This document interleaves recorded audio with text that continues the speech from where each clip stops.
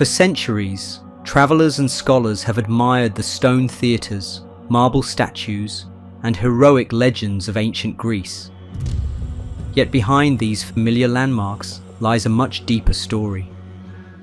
Greece did not emerge overnight as a land of philosophers and city-states. It formed over millennia, shaped by shifting trade routes, foreign influences, and the rise and fall of different powers. The earliest known Greek cultures appeared on islands and coastal plains, flourishing through maritime trade and skilled craftsmanship. Later civilizations on the mainland inherited their knowledge and built fortified palaces, forging alliances and fighting wars that turned into epic legends. After a period of decline, communities recovered and pioneered new ways to govern themselves, giving birth to the polis, a model that would transform the ancient world. Alongside political changes came remarkable achievements in art, architecture, and literature. From the mysterious labyrinths of Crete to the epic poems celebrating heroic deeds, from the smoke of war to the foundations of democracy, this is the story of how the Greeks laid many of the cultural and intellectual pillars we still draw on today. Let us begin by exploring one of the earliest and most intriguing chapters, the Minoan civilization on Crete.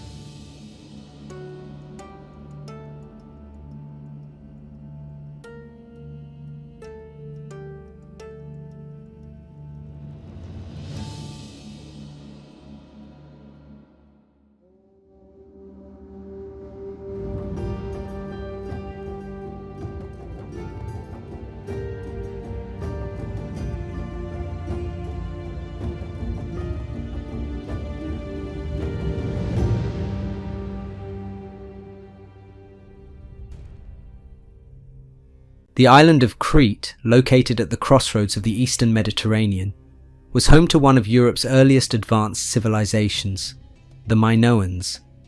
Flourishing from approximately 2000 to 1400 BCE, they left behind imposing palaces, vivid artwork, and remains of a complex seafaring society.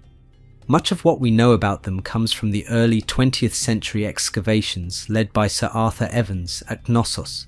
Beneath layers of earth, he discovered a massive structure that combined administrative offices, grand halls, extensive storerooms, and ceremonial spaces, all connected by corridors resembling a labyrinth. Evans named this civilization after King Minos, a figure from Greek myth, though we still lack clear evidence of how Minoan society organized its leadership.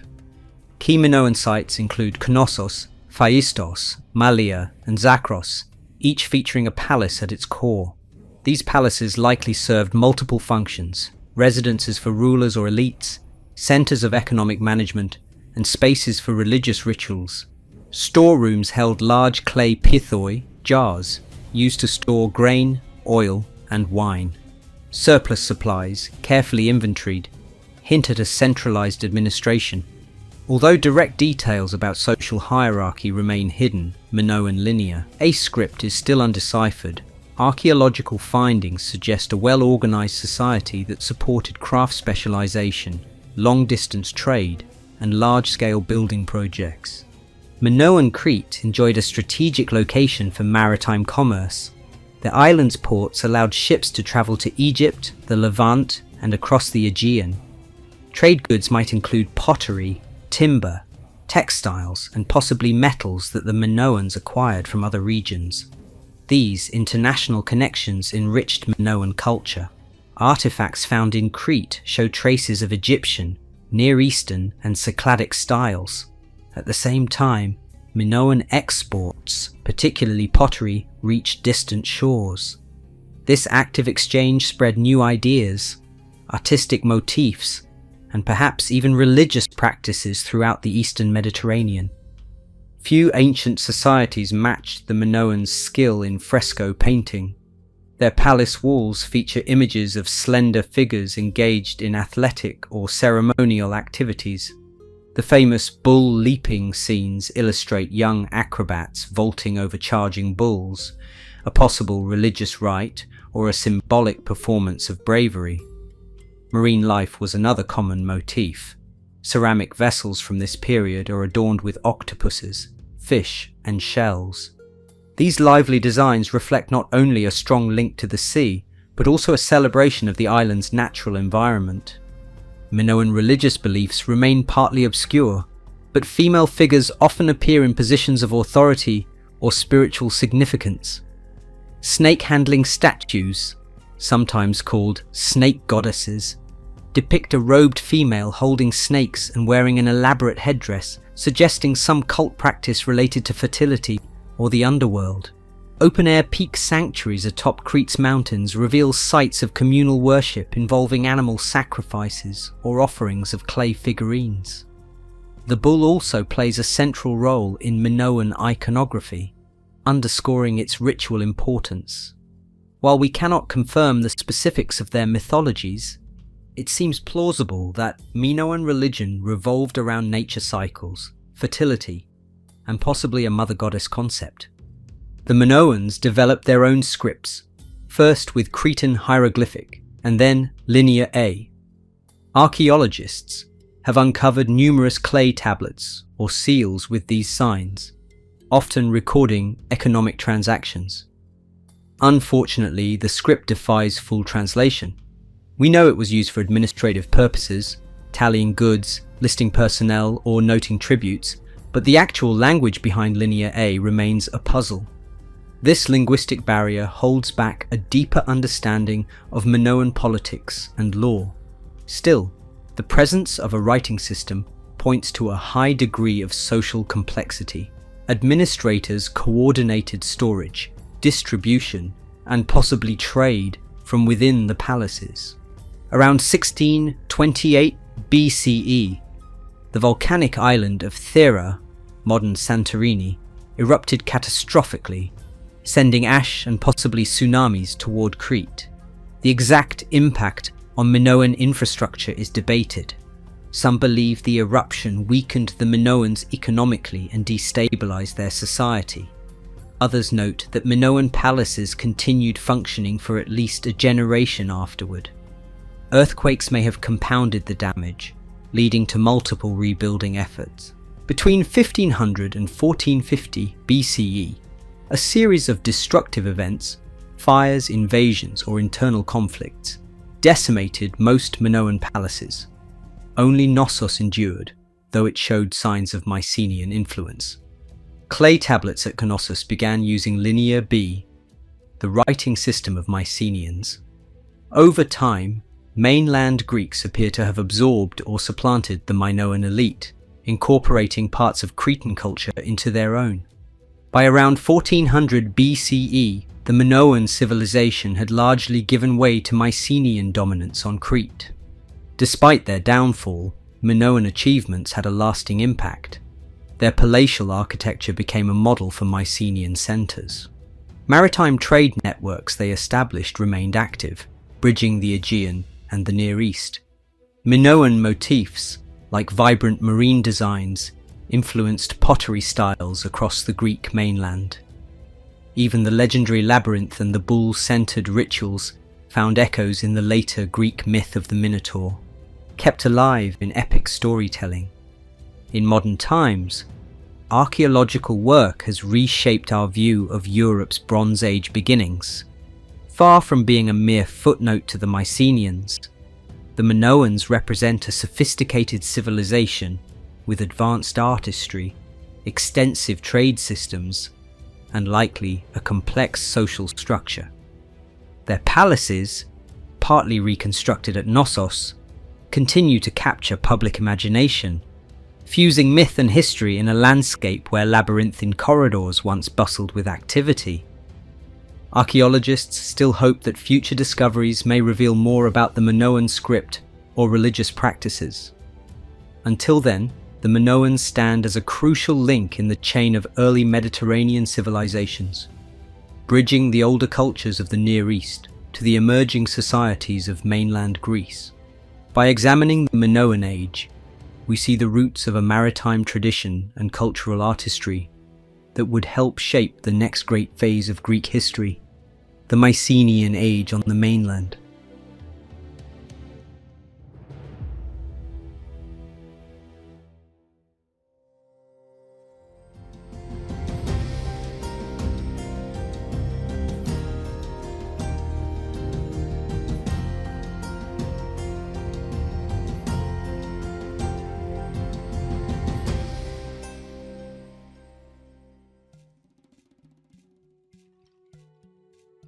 While the Minoans thrived on Crete, a parallel development occurred on the Greek mainland. By around 1600 BCE, the Mycenaeans emerged as powerful palace builders in regions like the Peloponnese and Boeotia. Named after their most iconic site, Mycenae, these people created fortified citadels atop rocky hills and left behind legendary artifacts that impressed both contemporaries and later historians. Key palatial centres included Mycenae, Tiryns, Pylos, and Thebes. Unlike the labyrinthine Minoan complexes, Mycenaean palaces had a more enclosed, fortress-like layout. A typical Mycenaean palace featured a megaron, a rectangular hall with a central hearth and 2 or 4 pillars supporting the roof. This hall served as the main audience chamber for a local ruler, known in Linear B tablets as the Warnax. Surrounding the megaron were storerooms, workshops, and administrative offices. High walls built with massive stones encircled everything, giving rise to the term Cyclopean masonry, because later Greeks believed only giant cyclopes could have lifted such enormous blocks. As on Crete, palace scribes recorded inventories on clay tablets. However, they used a new script called Linear B, derived from Minoan writing but adapted to the Greek language. Deciphered in the mid-20th century, these texts mention rations for soldiers, lists of chariots, and raw materials like bronze or wool. This administrative data gives us insight into how Mycenaean authorities managed local resources, taxes, and possibly trade. Some tablets from Pylos detail the mobilization of troops and supplies, hinting at frequent warfare or the threat of raids. Mycenaean culture was more war-oriented than the Minoan, reflected in their grave goods. Shaft graves found at Mycenae contained gold masks, jewellery, and weapons inlaid with scenes of combat or hunting. Excavators like Heinrich Schliemann, who famously claimed to uncover Agamemnon's mask, were stunned by the wealth. While modern scholars adjust the dates and question whether these burials belong to the Homeric figure, the artistry and opulence still prove that Mycenaean rulers commanded substantial power. Trade connections extended beyond the Aegean. Mycenaean ceramics reached Cyprus, the Levant, and possibly Egypt. In return, the mainlanders acquired precious metals, ivory, and exotic goods. In art, they borrowed certain Minoan themes but adapted them to their own tastes. Frescoes often showed processions of warriors or hunts, reflecting a noble class that prized prowess in battle. Elaborate chariots, indicated by both art and tablets, were a symbol of elite status. While the Minoans celebrated bull leaping, the Mycenaeans favoured heroic imagery and weaponry. The Mycenaeans provided the background for many later Greek myths, especially the Trojan War stories. According to tradition, a coalition of Mycenaean-era kings sailed to besiege Troy, a city on the northwestern coast of Asia Minor. Homer's Iliad describes the conflict as centered on personal honor and divine interventions. Archaeological excavations at Hisarlik in Turkey do reveal layers of destruction matching some aspects of the Trojan War timeframe.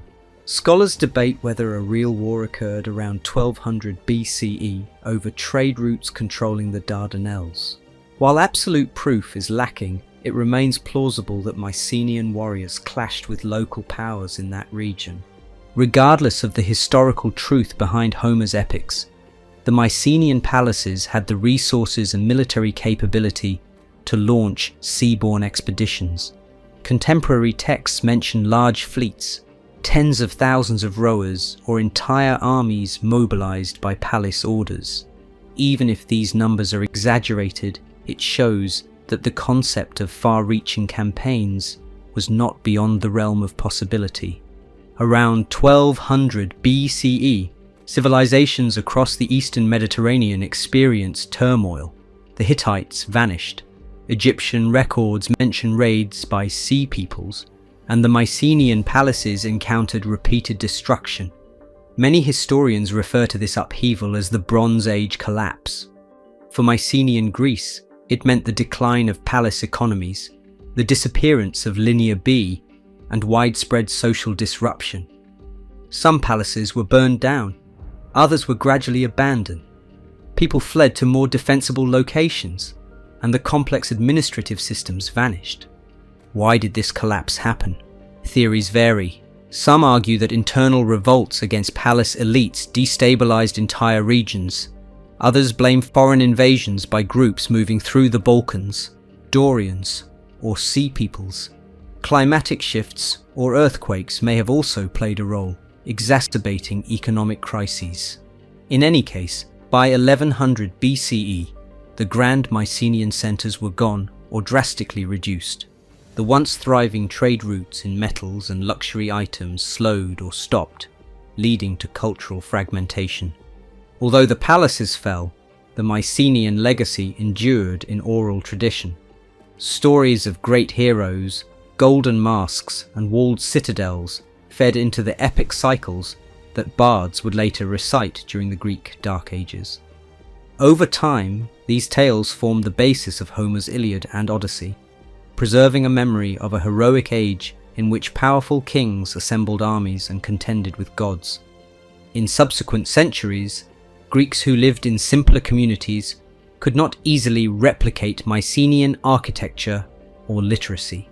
Yet they treasured the legends of their ancestors' might. Archaeological remnants, such as the Lion Gate or the Cyclopean walls of Tiryns, became visible symbols of a lost grandeur. Scholars in the classical era sometimes visited these sites and speculated about their origins, contributing to a sense of a heroic past that shaped Greek identity. To modern eyes, the Mycenaean world reveals a sophisticated Bronze Age culture, palace-based administrations, advanced craft production, including goldsmithing, and strong warrior traditions. While the Minoans excelled in maritime pursuits and elaborate frescoes, the Mycenaeans stamped the mainland with their monumental fortifications and heroic ethos. Together, they established fundamental aspects of early Greek civilization that set the stage for further transformations that would follow a period of obscurity known as the Greek Dark Ages.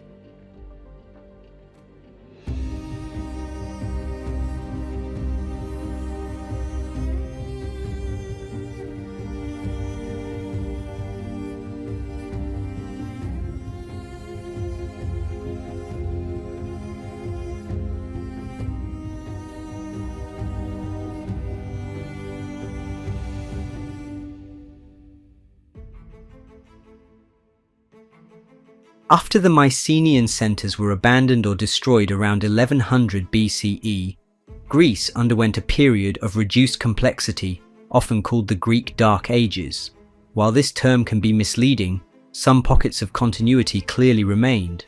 Archaeological evidence does indicate a decline in population size, building activity, and overseas trade. The highly organized palace economies disappeared, replaced by more local, smaller-scale societies. With the downfall of the palaces, the bureaucratic system using Linear B tablets also vanished.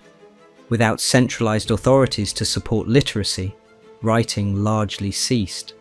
Most goods were produced and exchanged on a village or household level. Pottery styles from this period, commonly called proto-geometric or geometric, show simpler decorative motifs than the richly adorned vessels of Mycenaean or Minoan times. Objects found in burials are often modest, reflecting a society with fewer luxury imports.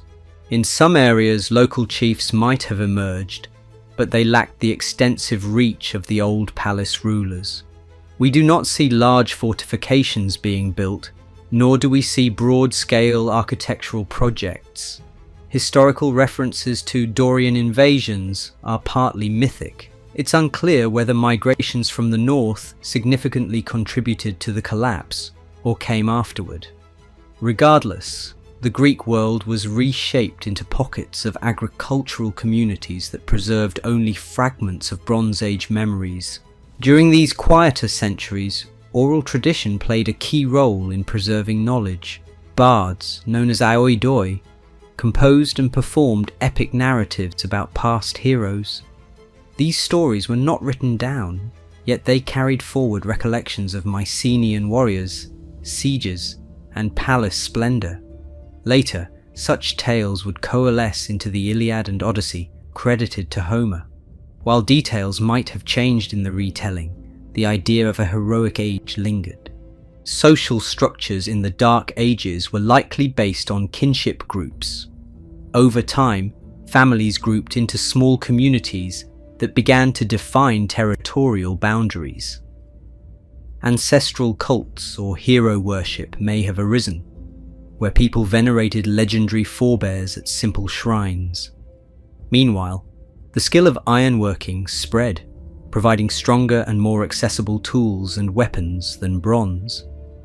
This helped communities adapt to farmland challenges and occasional conflicts with neighbours. By the late 9th and early 8th centuries BCE, signs of revival emerged. Pottery styles became more elaborate, with geometric patterns of meanders, circles, and zigzags. In certain burial sites, archaeologists notice a slight increase in grave goods, indicating a return to moderate prosperity. Agricultural surpluses may have supported denser settlements and the re-establishment of trade networks, though on a smaller scale than in the Mycenaean era. One of the most significant innovations was the adoption of the Phoenician alphabet, slightly modified to fit the Greek language. This transformed communication, enabling more flexible writing than the old syllabic scripts. By around 800 BCE, Greeks had begun to use alphabetic writing for simple inscriptions on pottery or stone, heralding the eventual resurgence of literacy and record-keeping. As villages evolved, local leadership structures grew more refined. Communities that occupied defensible hilltops or well-positioned harbours could expand their influence. Gradually, the conditions were set for the emergence of the polis, a city-state characterised by self-governance, public debate, and structured legal systems. The seeds of major cultural shifts, including the Greek Renaissance of the 8th century BCE, were planted during these so-called Dark Ages. Though sometimes overlooked, this period helped lay foundations for a new Greek world. The break from palace-centered rule allowed smaller communities to experiment with governance.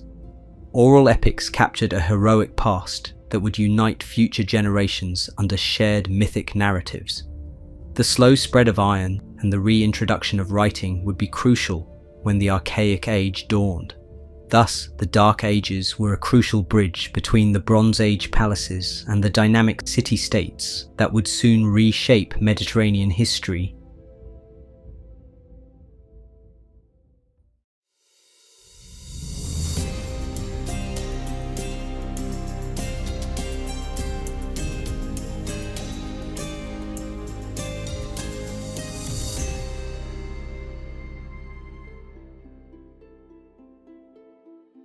After centuries of reduced complexity during the Dark Ages, Greek society experienced steady growth starting around 800 BCE.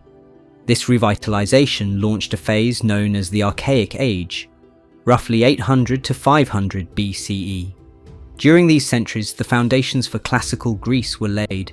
Independent city-states, poleis, took clearer shape, colonization spread Greek culture far from the Aegean, new political institutions arose, and art and literature flourished in unprecedented ways. A key development was the emergence of the polis, an autonomous community centered on an urban core, the city, and the surrounding countryside. Each polis had its own governing bodies, religious festivals, laws, and armies. cultivating a strong sense of local identity. The city's heart often featured an agora, a public square for markets and assemblies, and an acropolis, a fortified hill hosting temples or sanctuaries to local gods. While small-scale leadership groups or chiefs existed in the Dark Ages, the Archaic Age saw more formal civic structures. Wealthy families or clans initially held sway, forming an aristocracy. In many polis, these elites shared power among themselves, rotating offices and limiting entry to those with noble lineage. Tensions grew when non-aristocratic citizens, whether landowning farmers or merchants, sought a greater voice. Over time, these conflicts led to gradual changes in governance. Economic life also diversified. Agricultural production increased, possibly aided by the spread of iron tools. Trade connections in the Mediterranean revived. Greek pottery, known for its geometric or soon-to-be black figure designs, became popular exports. In turn, Greeks imported raw materials such as metals, timber, or precious goods from regions like Egypt, Phoenicia, and the Black Sea coasts. Population pressures and the lure of foreign markets spurred a wave of colonization. From the 8th to the 6th centuries BCE, Greek city-states dispatched groups of settlers to found new polis abroad.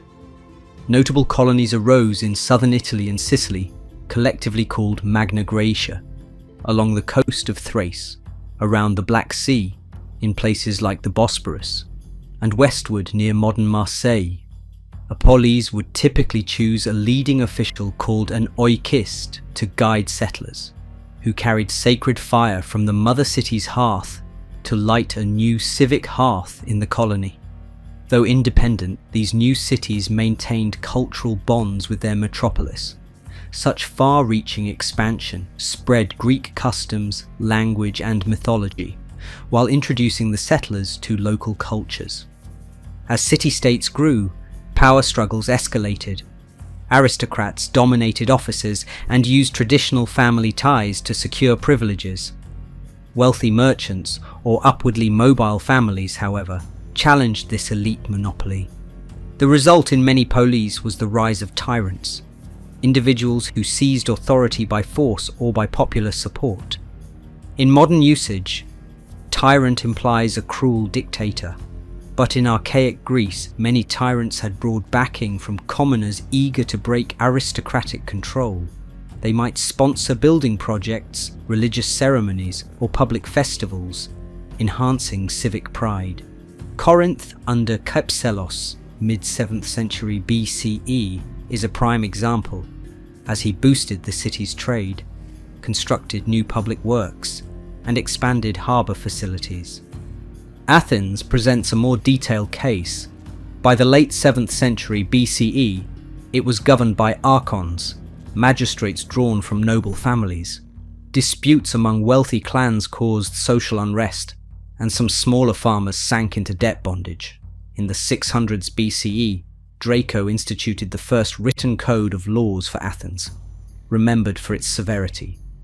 A generation later, Solon, 594 BCE, introduced sweeping reforms. He cancelled debts that enslaved Athenians, restructured political power based on property classes, and made it possible for more citizens to attend the assembly.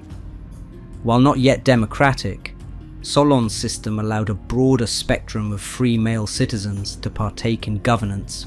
His reforms also attempted to balance the interests of aristocrats and the growing merchant class, preventing immediate collapse into tyranny.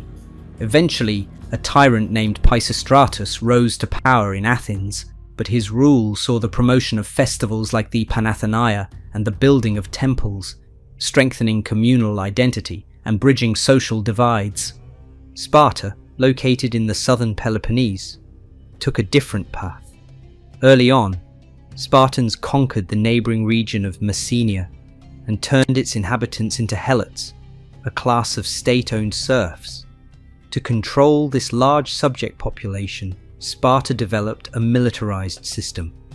The city's laws, attributed to the semi-legendary lawgiver Lycurgus, reorganized Spartan society around discipline and equality for the elite male citizens. Boys entered a state education called the agoge, training rigorously in group living, combat, and loyalty. Politically, Sparta had 2 hereditary kings, a council of elders, and ephors who balanced power. While it was not a democracy, the communal approach to male citizen life was unique, placing military solidarity above personal freedom. This system made Sparta a feared land army, though less focused on trade or colonization. The Archaic Age also fostered intense cultural creativity. Homeric epics, Iliad and Odyssey, were likely set to writing in the 8th or early 7th century BCE, bringing centuries of oral tradition into a recognized literary form. Hesiod, another poet, composed theogony and works and days, detailing the genealogies of gods and imparting moral and practical guidance. Lyrical poetry, performed with musical accompaniment, thrived in various Greek regions. Sappho on Lesbos explored personal feelings of love and longing. Alcaeus, Tyrtaeus, and others wrote verses that touched on war, politics, and civic pride. Poetry thus became a medium for public reflection and personal expression. In the visual arts, potters moved from geometric motifs to more figurative designs. Black figure vase painting emerged in Corinth and then spread to Athens, depicting mythological scenes, daily life, and athletic contests. Around the 6th century BCE, red figure technique evolved, allowing more detailed renderings of the human form. Meanwhile, sculptors began crafting life-size figures known as kouros, nude male youth, and kor, clothed female youth. Early examples are stiff and symmetrical, but by the late Archaic period, sculptors were learning to capture realistic anatomy and posture. Religion played a unifying role across diverse city-states. Panhellenic sanctuaries like Olympia, devoted to Zeus, and Delphi, sacred to Apollo, hosted games and festivals that drew athletes, diplomats, and pilgrims from all over Greece. Victorious competitors at Olympia earned great honor, returning to their home polis as champions. At Delphi, individuals and city delegations consulted the oracle for guidance on political or personal decisions, reinforcing the notion of shared Greek identity even amid rivalries. During the Archaic Age, military techniques also shifted. The Hoplite Phalanx became the key formation. Heavily armed infantry stood shoulder to shoulder, shield overlapping shield. Each hoplite was typically a citizen soldier responsible for his own equipment: a helmet, breastplate, greaves, spear, and large round shield, the hoplon. This requirement limited participation to those who could afford armor, usually the middle and upper economic strata. The phalanx's success lay in cooperation. If one soldier broke formation, the entire line could collapse. This camaraderie fostered a sense of shared responsibility and political empowerment among citizens. Naval capabilities also began to grow in seafaring states. Corinth's dual harbours made it an early naval power, controlling shipping routes across the narrow isthmus. Athens would follow later, expanding its fleet in response to external threats, but the seeds for maritime strength were planted in the Archaic period's revived trade networks. By 500 BCE, many polis had undergone changes that would define Greek civilization for centuries. Some cities stabilized under moderate reforms, while others found themselves ruled by tyrants or remained under aristocratic councils. Sparta's unique constitution was firmly in place, shaping an entire region's culture around military service. Athens, having experienced Solon's reforms and Peisistratus' tyranny, was on the cusp of even deeper political transformations, those that would eventually yield democracy. Culturally, Greek art was advancing toward a style that would later be called classical. Writers were refining epic tales into cohesive works, lyric poets were capturing the intensity of personal emotion, and potters were experimenting with new techniques and thematic breadth. Across the Greek world, colonies thrived in the West, some surpassing their mother cities in size and wealth, while in the East, the presence of powers like Lydia and Persia loomed ever closer. In many ways, the Archaic Age served as both a culmination of the survival and adaptation from the Dark Ages, and a prologue to the dramatic events of the 5th century BCE. The next phase, marked by the Persian Wars, the Golden Age of Athens, and the rise of new forms of government, would capture global attention. Yet none of that would have been possible without the political experimentation, cultural production, and renewed networks built in the Archaic period. Here, the essential structures of Greek society took form: independent yet interlinked poleis, a shared Pan-Hellenic spirit, and a flourishing of art and poetry that set the stage for lasting achievements in the centuries to come.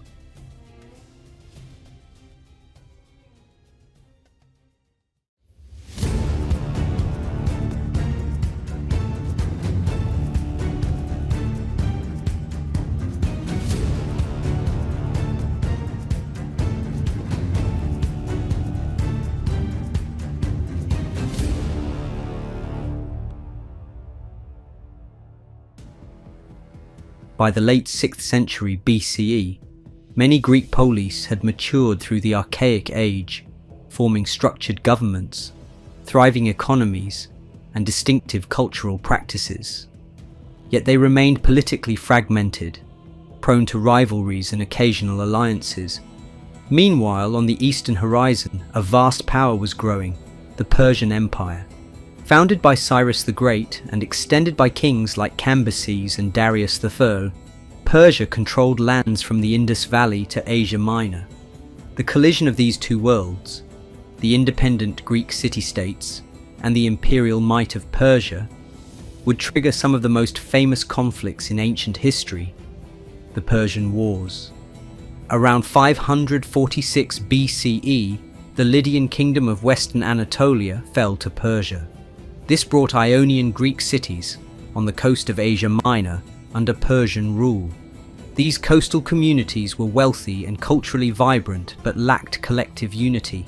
Under Persian satraps, local Greek tyrants often managed day-to-day affairs, leading to dissatisfaction among some Ionian citizens. In 499 BCE, these Ionian cities, led by Miletus, rebelled against Persian dominion. They appealed to their kinsmen across the Aegean for help. Athens and a smaller city, Eretria, sent limited reinforcements, burning the Persian regional centre of Sardis. Persia, however, responded with overwhelming force.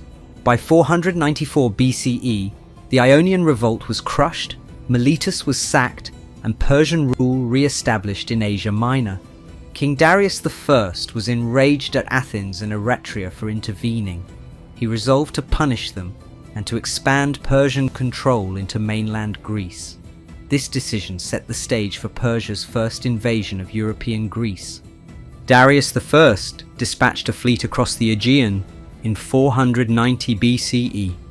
The Persians subdued island strongholds on the way and besieged Eretria, capturing and destroying it. They then landed on the plain of Marathon, about 40 kilometers northeast of Athens. Athenian forces, joined by a small contingent from Plataea, confronted the much larger Persian army on that open terrain. Despite their numerical disadvantage, the Hoplite Phalanx proved effective. Under the general Miltiades, the Athenians launched a decisive charge that encircled the Persians. Persian ranks collapsed, and they fled to their ships. Athens had achieved a surprising victory. The scale of Persian losses at Marathon is debated, but the psychological impact was clear. A lightly armed force had been stopped by disciplined Greek hoplites. The name Marathon became legendary in Greek memory. Yet Athens did not rest on this success. Realizing Persia remained dangerous, the Athenians began to strengthen their defences. Athenian general Themistocles in particular advocated building a stronger navy, anticipating future threats by sea. Darius died in 486 BCE, leaving his son Xerxes I to continue the mission of subduing Greece. Xerxes spent years preparing a massive land and naval force, bridging the Hellespont, modern Dardanelles, with pontoon bridges to march his army into Europe. In 480 BCE, this grand invasion force advanced through Thrace and Macedonia, aiming to break Greek resistance and conquer the peninsula outright. A number of Greek polis decided to resist, forming an alliance led by Sparta on land and Athens at sea. Although many smaller city-states submitted or stayed neutral, a coalition including Sparta, Athens, Corinth, and others gathered at critical choke points. The first famous stand occurred at Thermopylae, a narrow pass between mountains and the sea. There, a small Greek force led by the Spartan king Leonidas held off the Persian army for days. Eventually, the Persians learned of a mountain path that allowed them to outflank the defenders. Leonidas and his 300 Spartans, along with a few hundred allies, refused to retreat and were overwhelmed. Despite their defeat, the defence at Thermopylae bought time for the Greek allies to prepare. Meanwhile, the Persian naval contingent reached Artemisium in northern Euboea, where it clashed with an allied Greek fleet. After several skirmishes, the Greeks pulled back to safer positions near the Saronic Gulf. Xerxes advanced south, occupying and burning Athens, which the inhabitants had evacuated under Themistocles' plan. This set the stage for a crucial naval engagement at Salamis. Salamis is a narrow strait near Athens. Using clever diplomacy and strategic cunning, Themistocles lured the larger Persian fleet into the confined waters, where the Greek triremes, more maneuverable in close quarters, gained an advantage. In a chaotic but pivotal battle, the allied Greek ships routed the Persians, sinking many vessels and driving the survivors into retreat. This victory preserved the Greek alliance's morale and crippled Xerxes' naval capabilities. Without naval support, Xerxes feared for his supply lines and withdrew much of his army back to Asia, though he left a general named Mardonius to continue operations with a sizable force. In 479 BCE, the remaining Persian army under Mardonius occupied parts of northern and central Greece, hoping to break the alliance or lure allies away. However, a large Greek coalition, led by the Spartan regent Pausanias, mobilized near the town of Plataea in Boeotia. After weeks of maneuvering and skirmishing, the Greeks forced the Persians into a decisive engagement. The heavy hoplite infantry proved again decisive. Mardonius was killed, and Persian forces collapsed in disarray. On the same day, allied Greek ships confronted the Persian fleet at Mycale in Asia Minor, destroying or capturing many vessels and encouraging the Ionian cities to revolt once more. With these twin successes at Plataea and Mycale, the Greeks expelled Persia from mainland Greece and regained control of the Aegean. Despite the staggering size of Xerxes' invasion, the allied city-states overcame it through unity, strategic geographic advantages, and the effectiveness of Greek hoplite and naval tactics. The Persian threat did not vanish entirely. Many Ionian cities still needed protection, and the Greeks were wary of another invasion. Sparta, satisfied with protecting the Greek mainland, hesitated to lead further campaigns in the Aegean. Athens, seeing an opportunity and possessing a strong navy, assumed leadership of a maritime alliance. Centered initially on the sacred island of Delos, this alliance became known as the Delian League.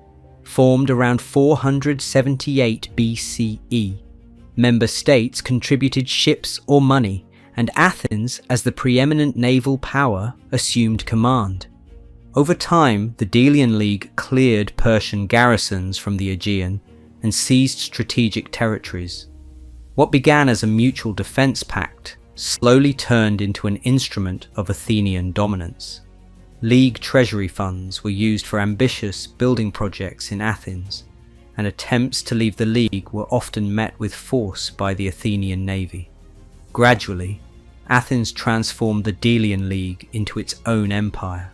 The Persian Wars left a deep imprint on Greek identity, Their success against a much larger empire fostered pride and unity among otherwise fractious city-states.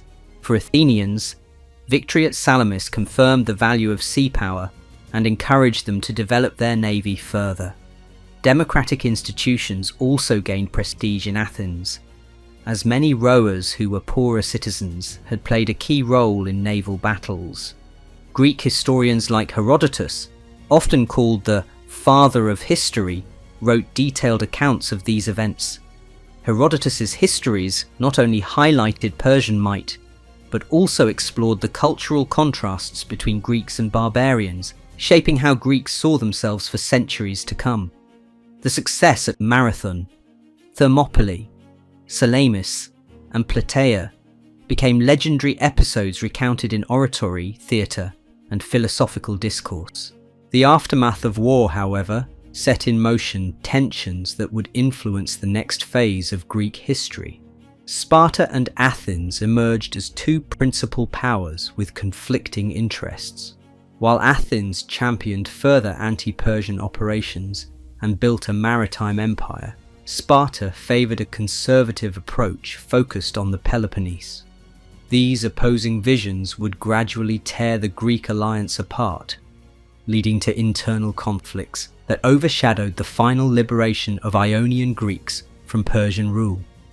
For now, at the conclusion of 479 BCE, Greece had defended its lands against a colossal invasion, paving the way for a new era of Greek growth and cultural achievement.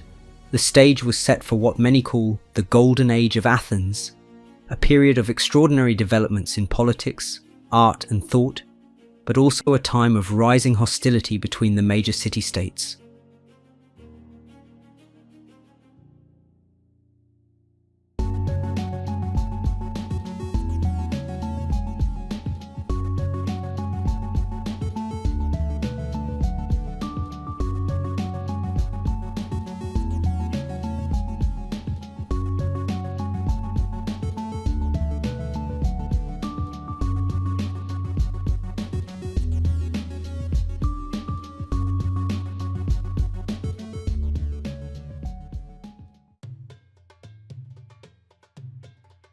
By the mid-5th century BCE, Athens stood at the forefront of Greek political, cultural and military power. Its formidable navy, bolstered by allied or subject states in the Delian League, controlled the Aegean Sea. Tribute flowed into Athens, fueling massive construction projects and supporting a vibrant intellectual life. Under the leadership of statesmen like Pericles, the city underwent a transformation that would leave an indelible mark on Western history, one that modern scholars call the Golden Age of Athens, or the Age of Pericles. After the Persian Wars, Athens directed the Delian League's military efforts to clear Persian garrisons from coastal areas. As Persia's influence waned in the Aegean, Athens tightened its grip on allied city-states.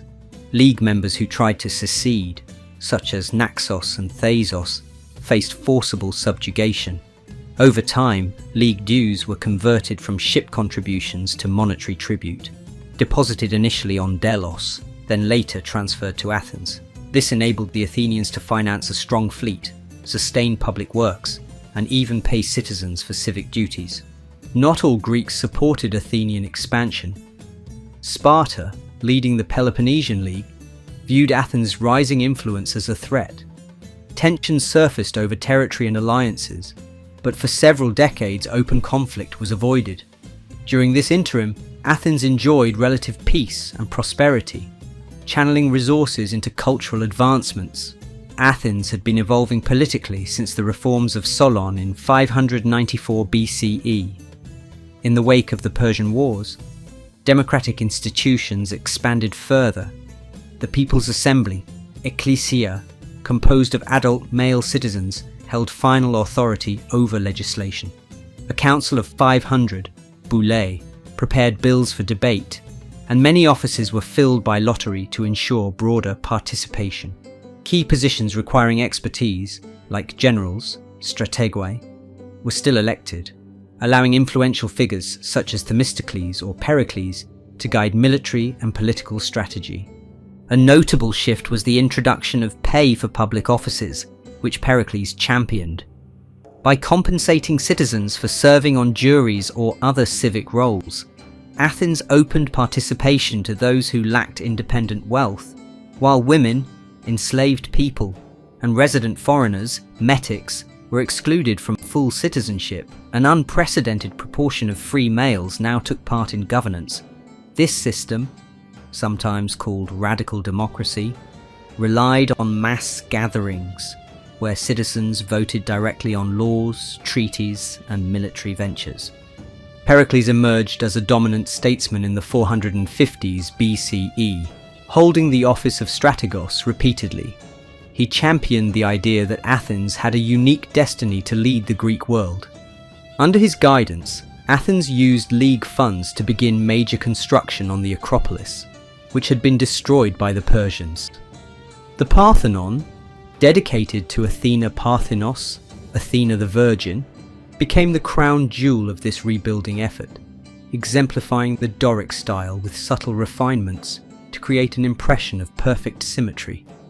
Phidias, a renowned sculptor, oversaw many of the artistic designs, including a towering gold and ivory statue of Athena inside the Parthenon.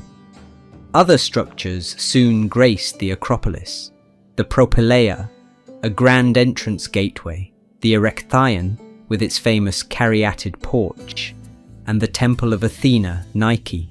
These projects not only honoured the city's patron goddess, but also showcased Athens' wealth and craftsmanship to the entire Greek world.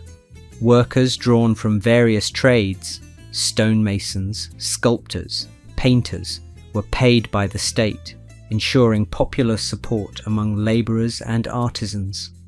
Pericles also supported cultural institutions. Dramatists, philosophers, and historians found in Athens a receptive audience. Annual festivals, such as the Dionysia, included theatrical performances, tragedies and comedies that drew large crowds.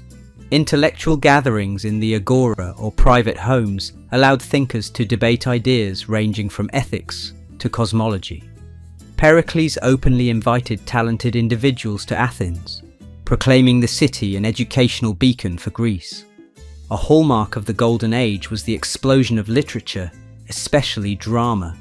Aeschylus produced the earliest surviving Greek tragedies, often on mythical or moral themes, exploring the line between divine will and human justice.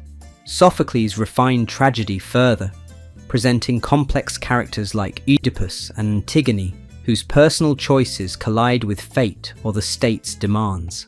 Euripides introduced more psychological realism, questioning traditional values and depicting raw emotions. Comedy also thrived, notably with Aristophanes, whose plays, like The Clouds or Lysistrata, satirized prominent figures and social trends in Athens. The comic stage provided a forum for sharp political and cultural commentary, relying on wit, parody, and slapstick humor. These dramatists drew upon the city's democratic freedom of speech, though some faced backlash from powerful individuals. Visual arts advanced rapidly. Sculpture moved toward naturalism, capturing bodily movement and expressions of calm, ideal beauty. Artists like Polykleitos developed the canon of proportions, while others experimented with dynamic poses. Vase painting likewise reached new heights in the red figure technique, displaying mythological narratives or everyday scenes with exceptional detail. Though the sophists and Socrates are often associated with late 5th century Athens, their roots were planted in this bustling environment of debate and open inquiry. Sophists travelled from city to city, teaching rhetoric, argumentation, and a skeptical approach to traditional beliefs. Figures like Protagoras famously declared, "Man is the measure of all things," suggesting a shift toward human-centered thought. Socrates, an Athenian citizen, questioned moral and epistemological assumptions in public dialogues. Though not widely recognized in official positions, his persistent questioning contributed to Athens' reputation as an intellectual hub. Socratic ideas, as transmitted by his later followers, would lay foundations for Western philosophy, but in the mid-5th century, he was one voice among many exploring ethics and truth in a rapidly evolving society. Historians also emerged, with Herodotus writing his histories about the Persian Wars, blending first-hand investigation with storytelling. His curiosity about foreign lands and peoples earned him the label Father of History, though critics sometimes called him the Father of Lies for his inclusion of tall tales. Another historian, Thucydides, was younger, but would later chronicle the Peloponnesian War with a more analytical approach, shaped by the rational climate of Athenian discourse. Despite Athens' cultural brilliance, internal and external strains mounted. Many Greek city-states resented Athens' treatment of Delian League members as subjects. The city demanded tributes, enforced alignment with its foreign policy, and cracked down on rebellions. Even within Athens, critics questioned the morality of using League funds for building projects. Sparta, leading the Peloponnesian League, watched warily as Athenian influence spread. Sporadic conflicts flared, like the so-called First Peloponnesian War, 460 to 445 BCE, leading to uneasy truces. By the 430s BCE, the stage was set for a far-reaching confrontation. A dispute between Athens and Corinth, a Spartan ally, over Corcyra, modern Corfu, escalated into a larger conflict, testing each block's alliances and readiness for battle. Pericles believed Athens could rely on its navy and fortifications, while Sparta banked on its superior land forces. Moreover, social divisions existed between aristocrats and more radical democrats in Athens. Though overshadowed by the city's successes, these divisions would occasionally manifest in political trials or ostracisms. Notably, Pericles carefully balanced support among citizens, yet even he faced opposition in the assembly. By the time war erupted in 431 BCE, Athens had transformed into a cultural powerhouse. Its marble monuments and literary works continued to inspire future generations, even beyond Greece. The Parthenon, tragedies of Sophocles, and the historical accounts of Herodotus shaped the world's image of Greek civilization. Pericles had once proclaimed that Athens was the school of Hellas, a place where free citizens debated, artists created new forms, and the human mind investigated philosophy and science. However, this Golden Age also sowed the seeds of conflict. The empire-like behaviour of Athens alienated other polis, turning the Delian League into a structure ripe for rebellion. The Peloponnesian War, once it began, would test the resilience of Athens' democratic system and overshadow many of its cultural achievements with the harsh realities of prolonged strife. Despite the eventual downfall that lay ahead, the accomplishments of the mid-5th century BCE left a remarkable legacy. The memory of Periclean Athens, with its drama festivals, sculptural masterpieces, and democratic ideals, still resonates as a defining moment in Western cultural and political history. The next chapter would introduce the painful struggle that consumed Greece, a protracted conflict between rival alliances known as the Peloponnesian War.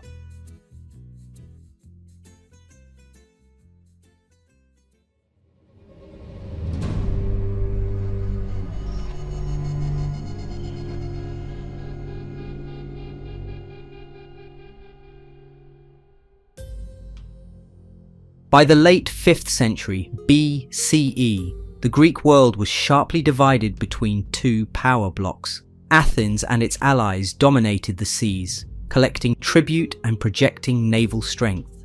Sparta and the Peloponnesian League, bolstered by cities like Corinth and Thebes, focused on land warfare.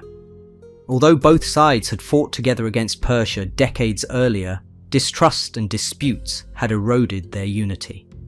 In 431 BCE, open hostilities erupted in a protracted conflict known as the Peloponnesian War, lasting, with intervals of uneasy peace, until 404 BCE. Several disputes led to war, but the immediate trigger involved Corinthian complaints against Athenian interference in colonies like Corcyra and Potidaea. Corinth, a staunch Spartan ally, convinced Sparta that Athens had violated previous truces. The Spartan assembly, influenced by fear of Athenian expansion, eventually declared war. Meanwhile, Athens, led by Pericles, believed that its strong navy and long walls, connecting the city to its harbour at Piraeus, would protect it from Spartan invasions of Attica.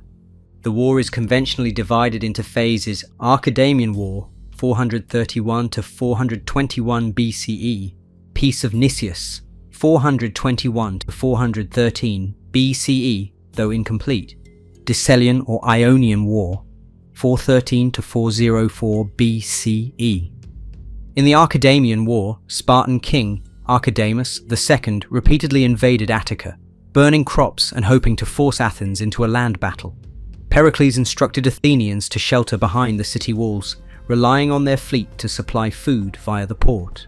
Although the Spartans ravaged farmland, Athens's navy raided coastal towns in the Peloponnese. This standoff continued, with neither side striking a decisive blow. Tragically, overcrowded conditions inside Athens led to a devastating plague in 430 to 429 BCE. Modern scholars suggest it could have been typhus, the bubonic plague, or another disease. Thousands died, including Pericles. The epidemic undermined morale and sparked unrest in the city, prompting critics to blame the strategy of avoiding open land battles. Nonetheless, Athens persevered. A charismatic leader named Cleon advocated aggressive measures, capturing Spartan hoplites on the island of Sphacteria in 425 BCE, an embarrassment for Sparta, which prided itself on invincible warriors. Both sides grew weary of constant raids and stalemate, leading to the Peace of Nicias in 421 BCE, named after an Athenian general. This treaty temporarily halted major hostilities. However, the peace proved fragile. Allies on both sides, like Corinth and Thebes for Sparta or Argos and smaller city-states for Athens, pursued their own agendas, causing localized conflicts. Sparta faced internal pressure to regain its lost prestige. Athens, too, harbored more ambitious goals. One of the most fateful decisions Athens made came in 415 BCE. Lured by the prospect of wealth and strategic advantage, the assembly voted to send a massive expedition to Sicily. The plan was to help the city of Segesta against Syracuse, a powerful Dorian colony allied with Sparta. Leading Athenian figures like Alcibiades championed this campaign, while others, such as Nicias, expressed doubts about cost and risk. Despite reservations, the fleet sailed with thousands of hoplites and a vast array of ships. Almost immediately, problems arose. Alcibiades was recalled to stand trial for alleged religious vandalism, defecting instead to Sparta. Left under the cautious Nicias and the fiery Lamachus, the campaign struggled. Syracuse fortified itself, received Spartan support, and pinned down the Athenians. Attempts by Athens to reinforce the expedition ended disastrously. By 413 BCE, the entire Athenian force in Sicily was destroyed or captured, with survivors allegedly sent to labour in stone quarries. It was a catastrophic blow. Athens lost not only ships and troops, but also the sense of naval invincibility that had sustained it for decades. Seizing the moment, Sparta fortified Decelea in Attica, only 20 kilometers from Athens. Occupation of Decelea cut off much of Athens' farmland and forced enslaved workers from the silver mines at Laurion to desert. Spartan raids in the region became constant. Simultaneously, Lysander, a capable Spartan admiral, sought alliances with Persia, offering the possibility of recovering Ionian Greek cities in exchange for Persian funding.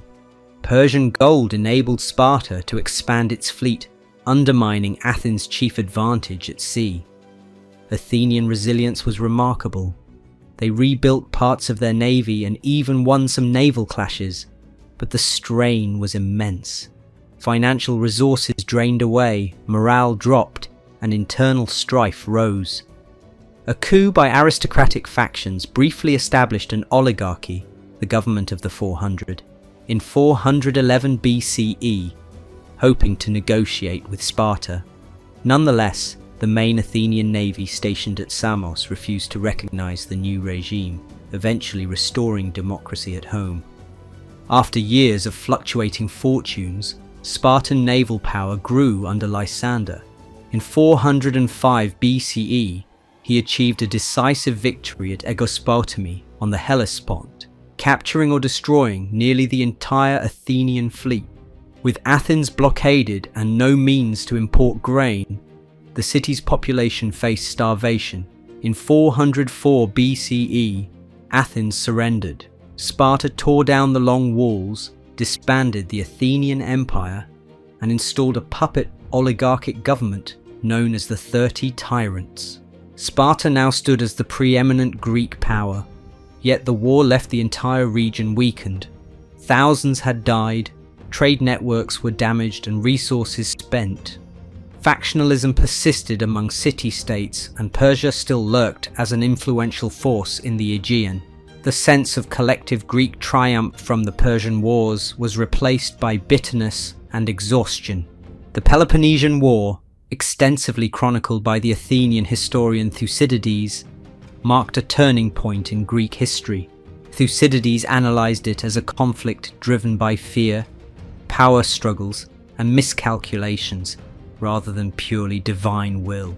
His work remains a foundational text for political theory, exploring themes of realpolitik, democratic decision-making, and moral dilemmas in wartime. Athens, although defeated, retained cultural prestige. Even during the war, dramatists like Euripides and Aristophanes continued to produce influential works. Philosophers such as Socrates remained active, questioning Athenian values amid the city's crisis. Sparta's system, on the other hand, faced its own stresses managing an empire. Although the Spartans had gained a reputation for discipline, holding hegemony over reluctant allies proved more complicated than leading a defensive league. In the immediate aftermath, Sparta would struggle to maintain dominance. The war fundamentally shifted the balance of power in Greece, setting the stage for Thebes and eventually Macedon to emerge as key players. Yet the Peloponnesian War's devastation lingered. It fractured old alliances, stifled economic growth, and undermined the idea that Greek city-states, if unified, could resist outside interference. Before long, new conflicts and alliances would arise in the 4th century, introducing an era of competing hegemonies and new faces on the horizon, ultimately culminating in the ascendancy of Macedonia under Philip II.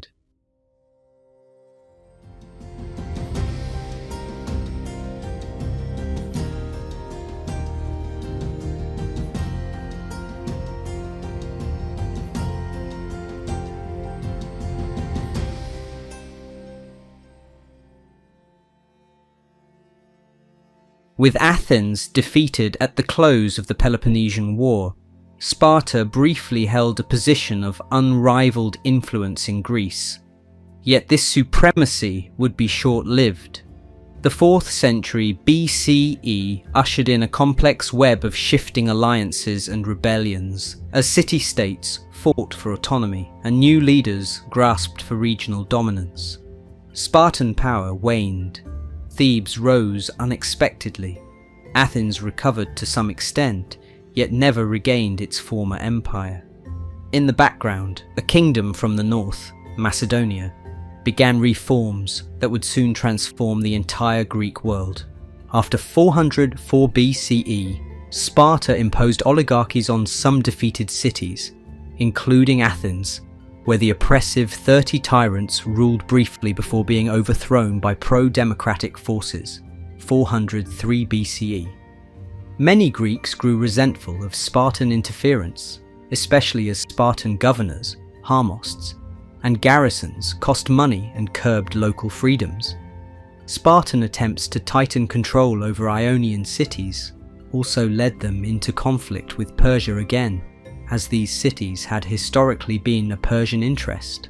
Sparta's rigid social structure and smaller citizen body struggled to manage an empire. Class tensions rose as fewer Spartans possessed full rights. Additionally, the logistical demands of policing far-flung allies drained resources.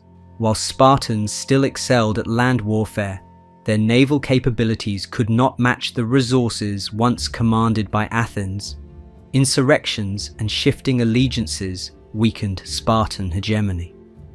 A turning point came with the outbreak of war against Persia in Asia Minor, which the Spartans could not prosecute successfully without broader Greek support.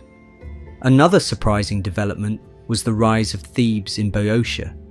Historically overshadowed by Athens and Sparta, Thebes capitalized on the general discontent with Spartan rule.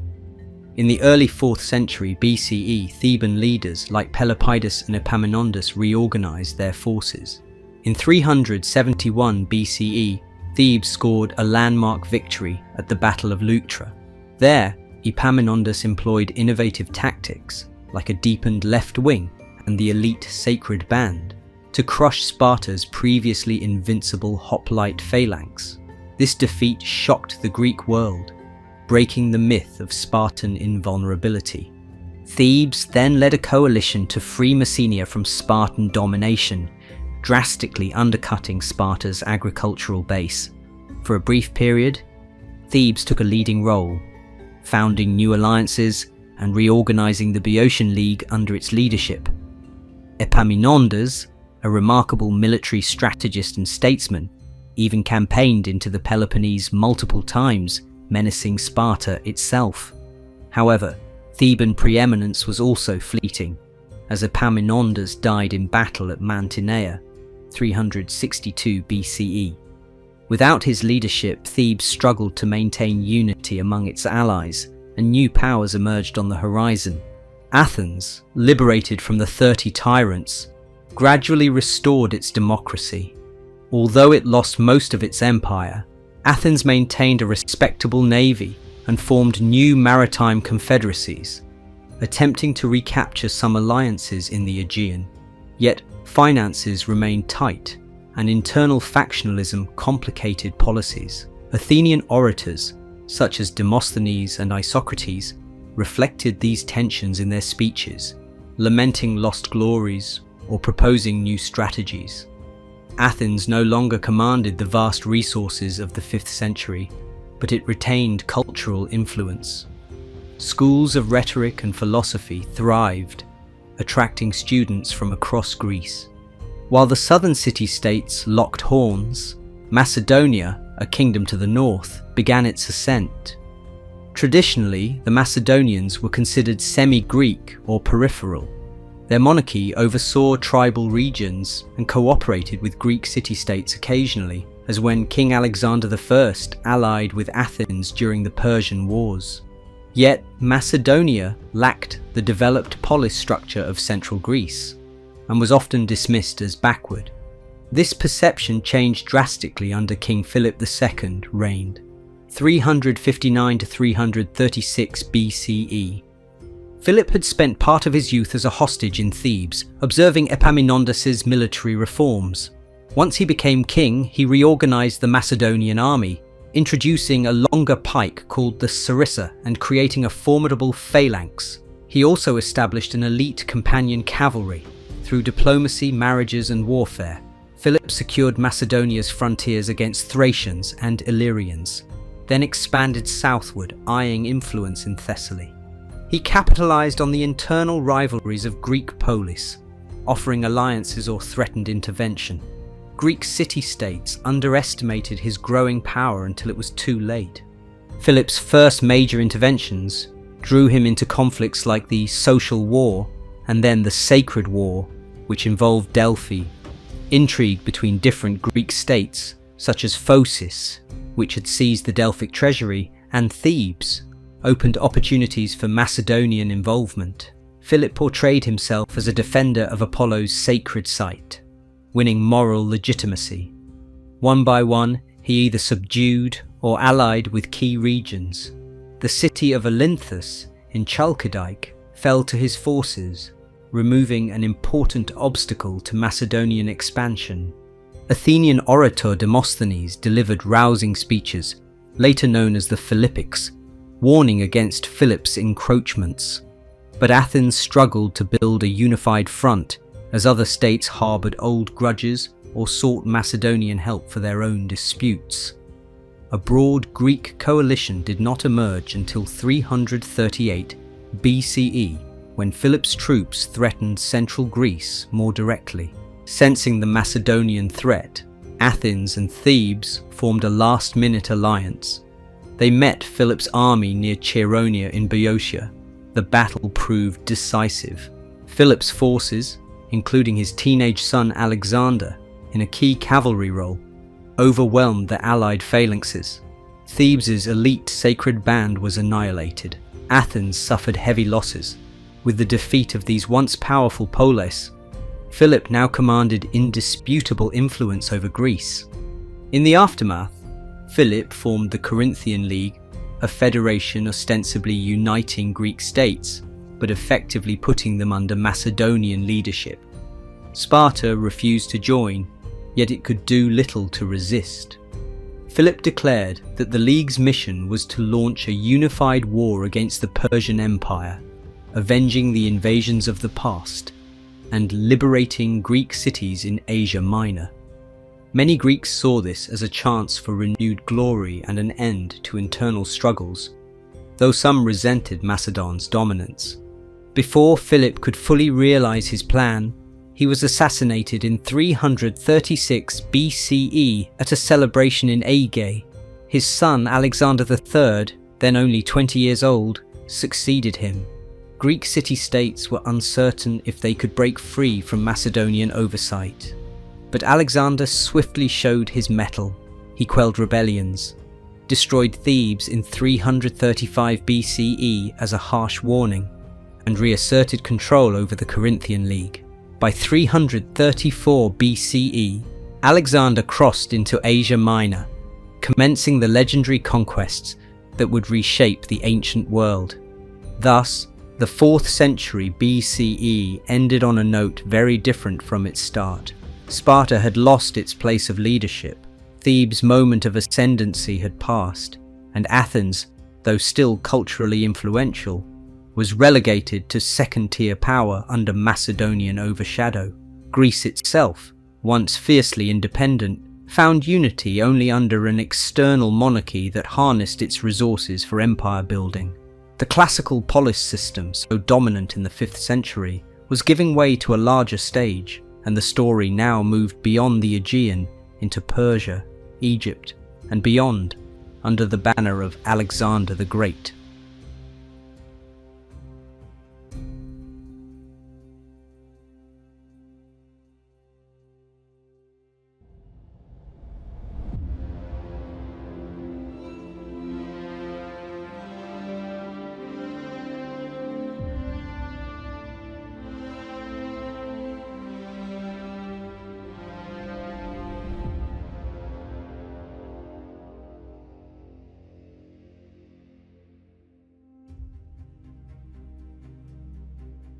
In 336 BCE, a 20-year-old prince named Alexander ascended the Macedonian throne.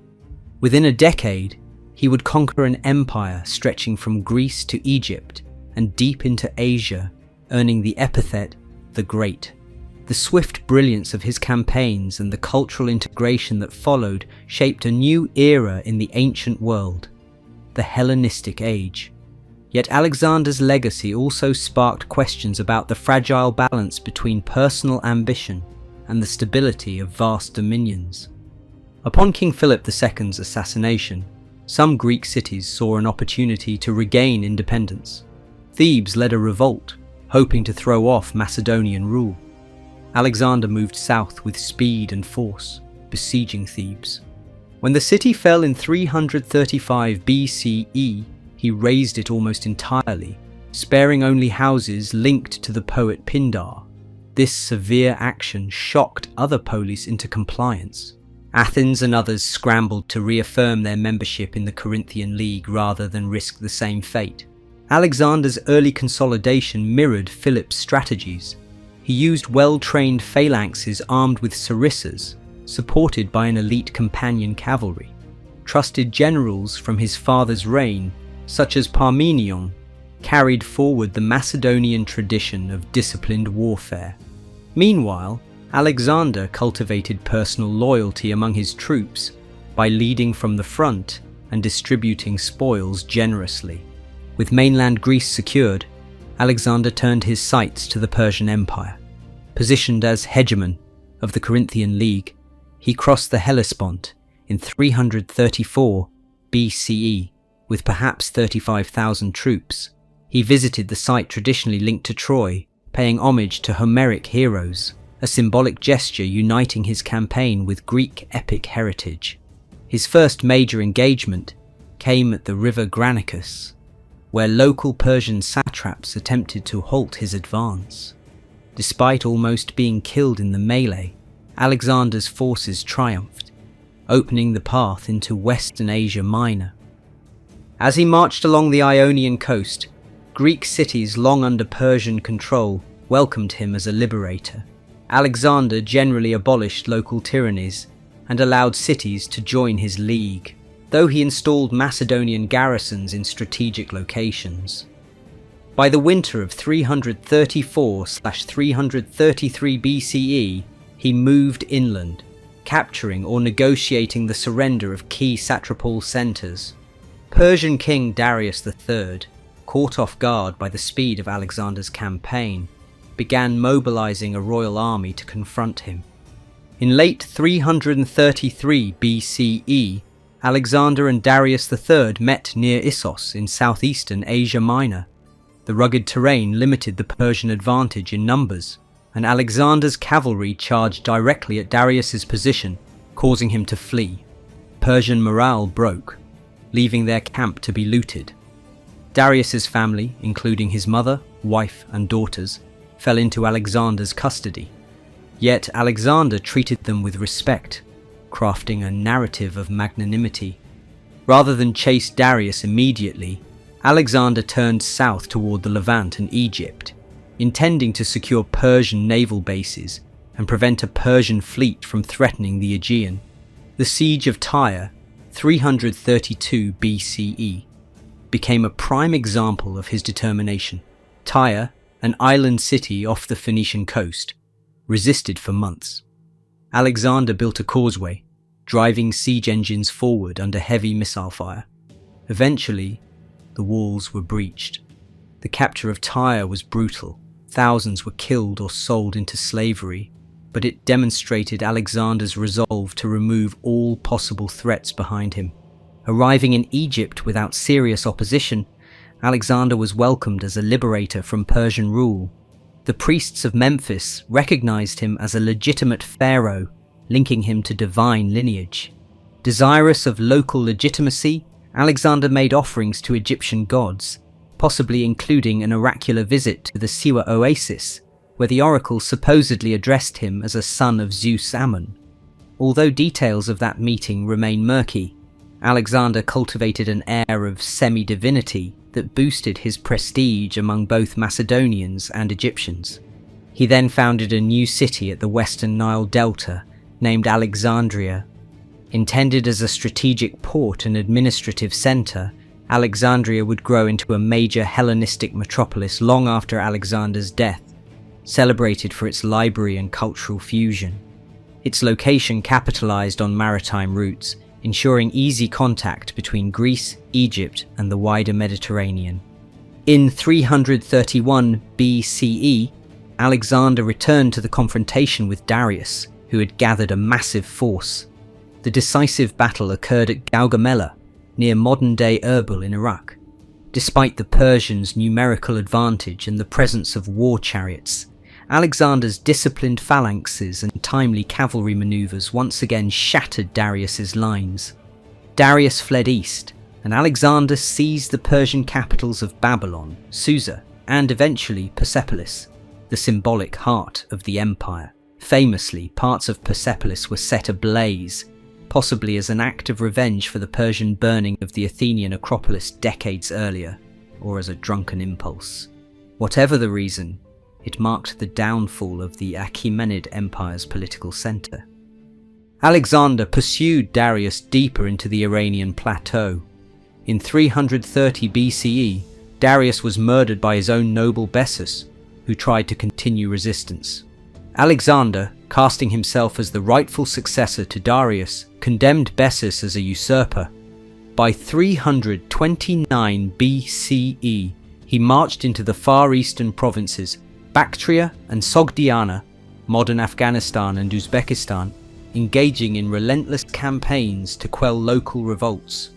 The harsh terrain and guerrilla tactics prolonged resistance, but Alexander's forces adapted, founding a series of garrisons and marrying local elites to foster loyalty.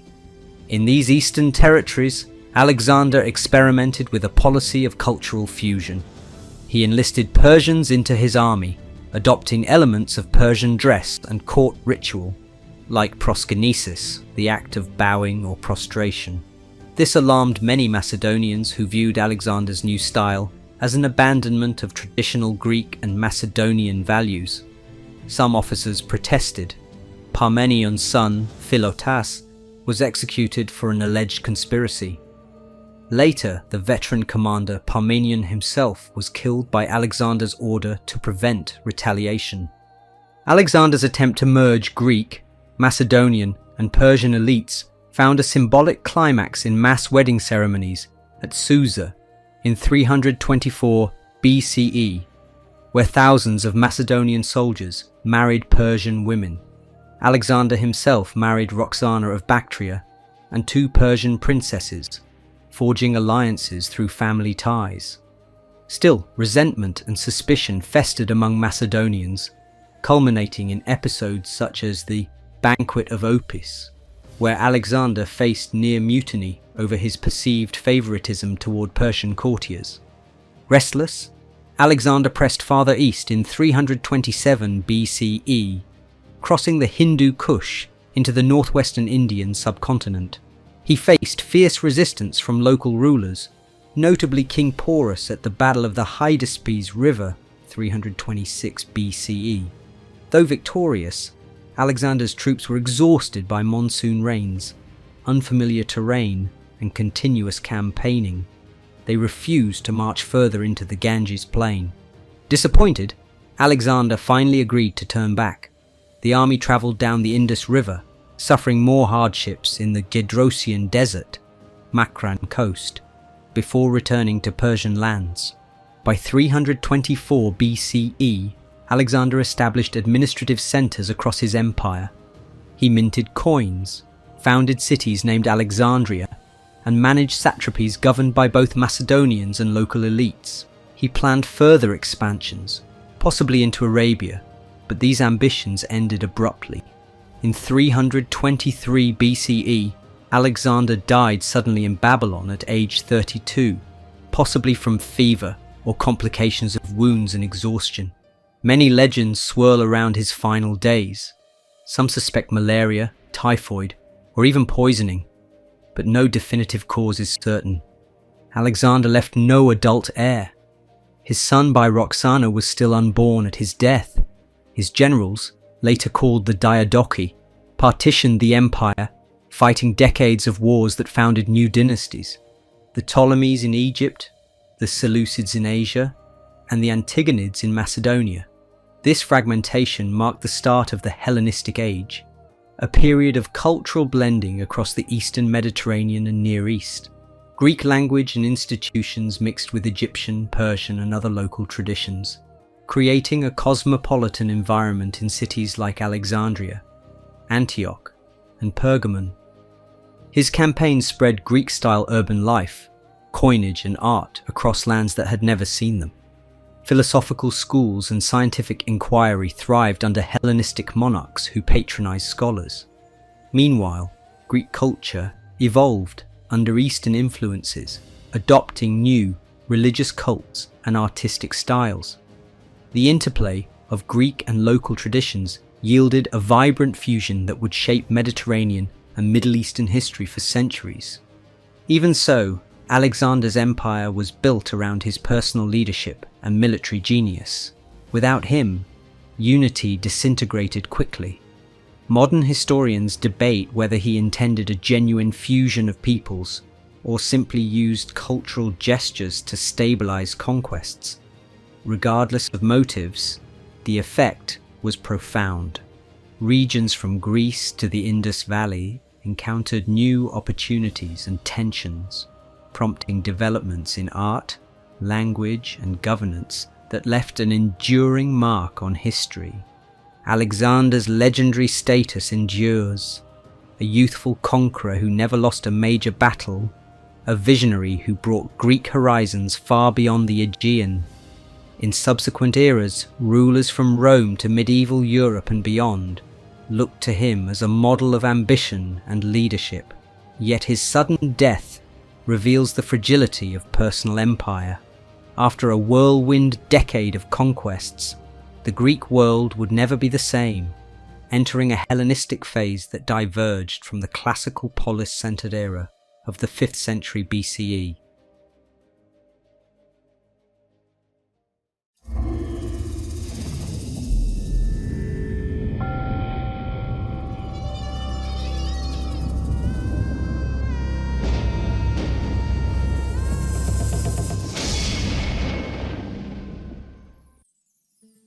With Alexander's sudden death in 323 BCE, his generals, collectively known as the Diadochi, began to carve out territories from the empire. None could maintain overall unity, so Alexander's vast conquests fragmented into multiple kingdoms. This period, called the Hellenistic Age, 323 to 30 BCE, saw Greek culture expand throughout the eastern Mediterranean and beyond, mingling with local traditions to create new forms of art, philosophy, and governance. Soon after Alexander's death, disputes erupted among his top generals over succession. Although Alexander's wife Roxana gave birth to a son, Alexander IV, he was too young to rule, and another potential heir was Alexander's half-brother, Philip Aridaeus, who had certain impairments. Rival generals claimed regency, or even outright kingship. The wars of the Diadochi, stretching over several decades, resulted in the establishment of distinct dynasties.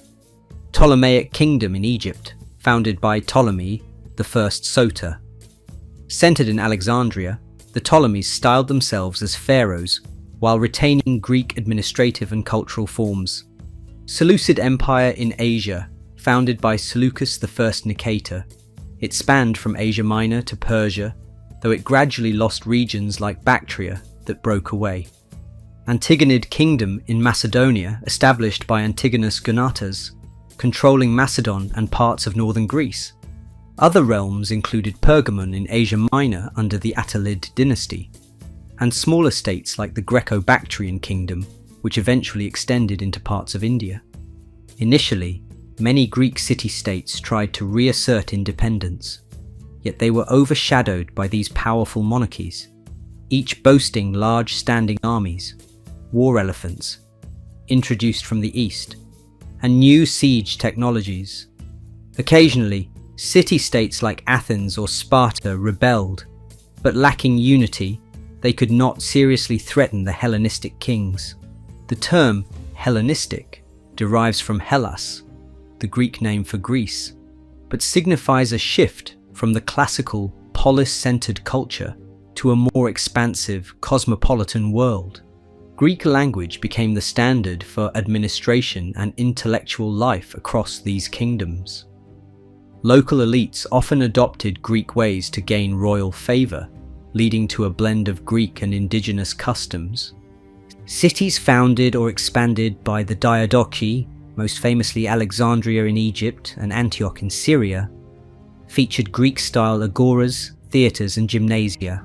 But these sites also integrated local elements, creating a vibrant cultural fusion. Egyptian, Babylonian, Persian and other traditions influenced Greek settlers, inspiring new religious cults, hybrid deities like Serapis, combining Greek and Egyptian attributes, and varying styles of art. The Hellenistic Age saw a remarkable surge in science, mathematics, and philosophy.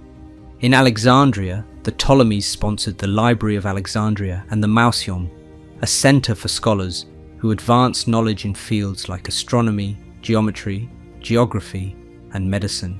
Key figures included Euclid, who authored Elements, a systematic text of geometry that remained influential for centuries. Archimedes of Syracuse, renowned for his work in hydrostatics, mechanics, and inventions like the Archimedean screw. Eratosthenes, who calculated the Earth's circumference with impressive accuracy and compiled a map of the known world. Hero of Alexandria, later in the Roman period, and others building on Hellenistic engineering principles. Philosophy evolved from the classical schools to new currents addressing personal ethics in a changing world. Stoicism, founded by Zeno of Citium, taught the pursuit of virtue in harmony with nature, emphasizing emotional restraint. Epicureanism, led by Epicurus, proposed that pleasure, defined as freedom from anxiety, is the highest good, advocating withdrawal from public strife. Skepticism and cynicism offered further critiques of knowledge and social conventions. Though Athens retained schools like Plato's Academy and Aristotle's Lyceum, major philosophical debates now spread across Hellenistic metropolises. Art in the Hellenistic period displayed greater realism, emotional expression, and dynamic movement compared to the idealized forms of the classical era. Sculptures like the Dying Gaul, Laocoon and his sons, and the Winged Victory, Nike, of Samothrace showcased heightened drama, intricate drapery, and pathos. Artists depicted everyday people, old men, children, market scenes, instead of focusing solely on gods or heroic youths. Architecture grew more monumental. The Attalids in Pergamon erected the Great Altar of Zeus, featuring a high-relief frieze of gods battling giants. Corinthian columns with ornate acanthus leaf capitals spread widely. City planning took on grand forms, especially in places like Alexandria, with wide boulevards and sprawling harbours. Patron kings vied to outdo each other in constructing temples, libraries, and public buildings, reflecting both Greek heritage and Eastern grandeur. The major Hellenistic kingdoms were rarely stable. Wars broke out frequently over contested regions like Coele-Syria, between the Ptolemies and Seleucids, draining resources and weakening both sides. In the east, the Seleucids lost control over Bactria and regions that seceded to form the Greco-Bactrian kingdom, extending Hellenistic culture deep into Central Asia. Meanwhile, local powers like Pontus and Pergamon in Anatolia gained strength, capitalizing on the larger kingdom's focus elsewhere. An emerging factor was the rising power of Rome in the Western Mediterranean. Initially concerned with Carthage and other nearby states, Rome eventually turned its eyes to Greece and the Hellenistic East. Weakened by internal conflicts and alliances that sought Roman support against rival kings, the Hellenistic dynasties opened the door to Roman intervention. By the mid-2nd century BCE, Roman armies had defeated Macedonia, broken the power of the Seleucids, and begun to overshadow the entire Eastern Mediterranean. Despite eventual Roman domination, the Hellenistic Age laid enduring foundations. Greek language remained a medium of administration and culture across the East, shaping early Christian writings, including the New Testament. Centers like Alexandria fostered scholarly traditions that would pass on Greek learning to later civilizations. Art, literature, and philosophical schools influenced Roman elites who adopted Hellenistic styles and integrated them into their own. In many respects, the Hellenistic period represented the globalization of Greek culture, a blend of Egyptian, Persian, Babylonian, and Greek traditions in religion, art, and government. While the polis still existed, real power shifted to royal courts that employed bureaucracies and large standing armies. This transformation set the stage for the next major shift. Rome's ascendance, and the eventual absorption of the Greek world into the Roman Republic and later the Roman Empire.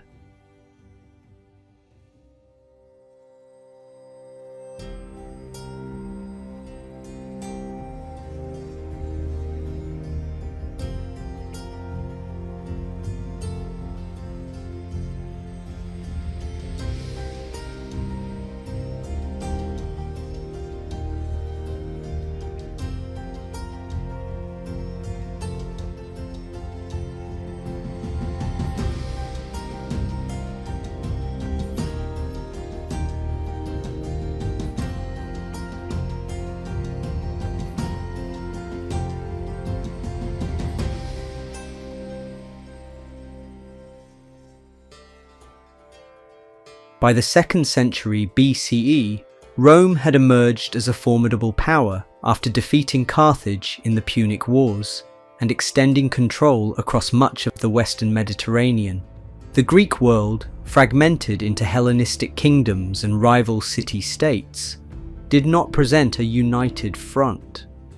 Some Greek states allied with Rome to gain leverage over neighbours, inadvertently paving the way for deeper Roman involvement in Greek affairs.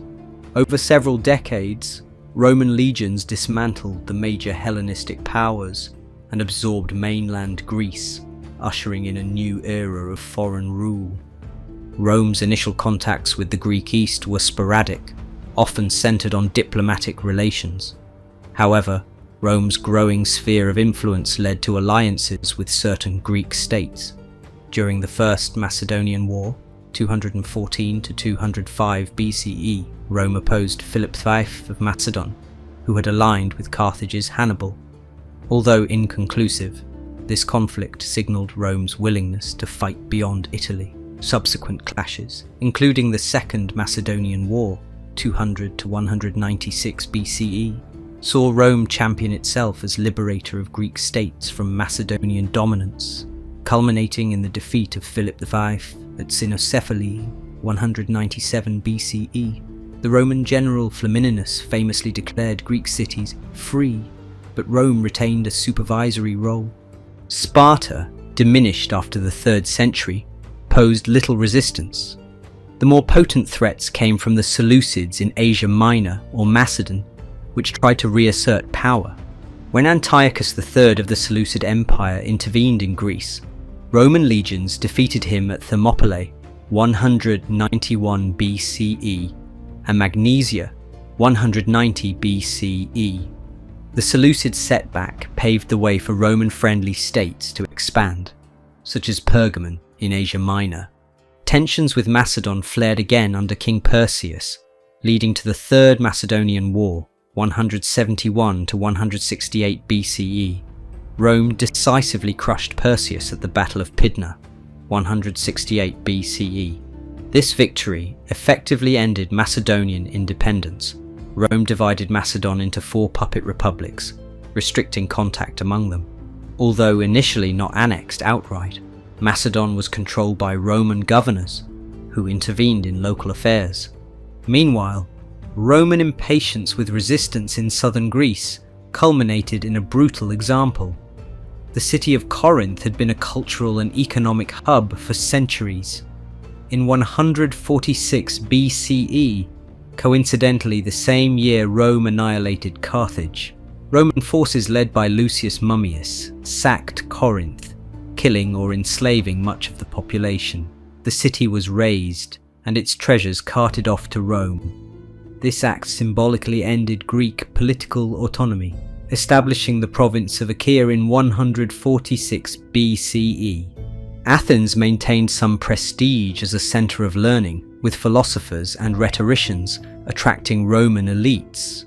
However, it too bowed to Roman authority. Occasional revolts or alliances with anti-Roman forces brought punishment. Sulla captured Athens in 86 BCE during the Mithridatic Wars, sacking parts of the city. Yet in the imperial period that followed, Roman emperors like Hadrian patronized Athens, sponsoring new buildings and encouraging Greek cultural revival. Over time, wealthy Roman families sent their sons to Athens for education in philosophy and oratory. reinforcing the city's reputation as a seat of classical culture, despite its loss of sovereignty. Other Hellenistic realms did not fare better. Pergamon was bequeathed to Rome by King Attalus III in 133 BCE, becoming the province of Asia. The Seleucid Empire, weakened by internal strife, lost territory to Rome and its allies. By the mid-1st century BCE, Roman generals such as Pompey the Great completed conquests in the eastern Mediterranean, turning Syria into a Roman province. Egypt, ruled by the Ptolemies, lingered until Cleopatra VII's defeat by Octavian, the future Emperor Augustus, in 31 BCE at the Battle of Actium. With Cleopatra's suicide in 30 BCE, Egypt became a Roman province, marking the formal end of the Hellenistic Age. While Rome took political and military control, Greek culture in many ways conquered its conqueror. Wealthy Romans admired Greek art and philosophy. Greek tutors and grammarians became standard in elite Roman households. Hellenistic sculpture, painting, and architectural styles were replicated in Roman villas. Latin literature borrowed heavily from Greek poetic and dramatic forms, as seen in the comedies of Plautus and Terence, adapted from Greek originals. Greek language continued to dominate intellectual and diplomatic contexts in the Eastern Mediterranean. Many Greek cities retained local traditions, festivals, and institutions, like gymnasia and theatres, now under the umbrella of Roman governance. In some respects, the Eastern Roman Empire, later Byzantium, would continue Greek cultural traditions well past the fall of Rome in the West. By the close of the 1st century BCE, Greece was no longer a patchwork of independent city-states or Hellenistic kingdoms. Instead, it formed part of the growing Roman state, integrated into administrative provinces. Greek identity persisted in language, religion, and local customs, but the polis as a sovereign political entity had largely vanished. Over time, Greek philosophers, orators, and religious thinkers found new audiences among Roman elites, shaping the intellectual course of the empire. The Roman conquest had crucial long-term consequences. Greek cities could no longer wage interpolis wars, which encouraged relative stability. Despite heavy taxation and occasional revolts, Roman roads and infrastructure facilitated trade and movement, further unifying the Mediterranean. Yet for many Greeks, the loss of autonomy was bitter. Some wrote nostalgic accounts glorifying past freedoms, while others adapted to Roman patronage. Still, the fusion of Greek and Roman elements eventually produced the Greco-Roman civilization that laid the foundation for much of Western culture, transmitting Greek achievements in philosophy, science, art, and politics to subsequent ages.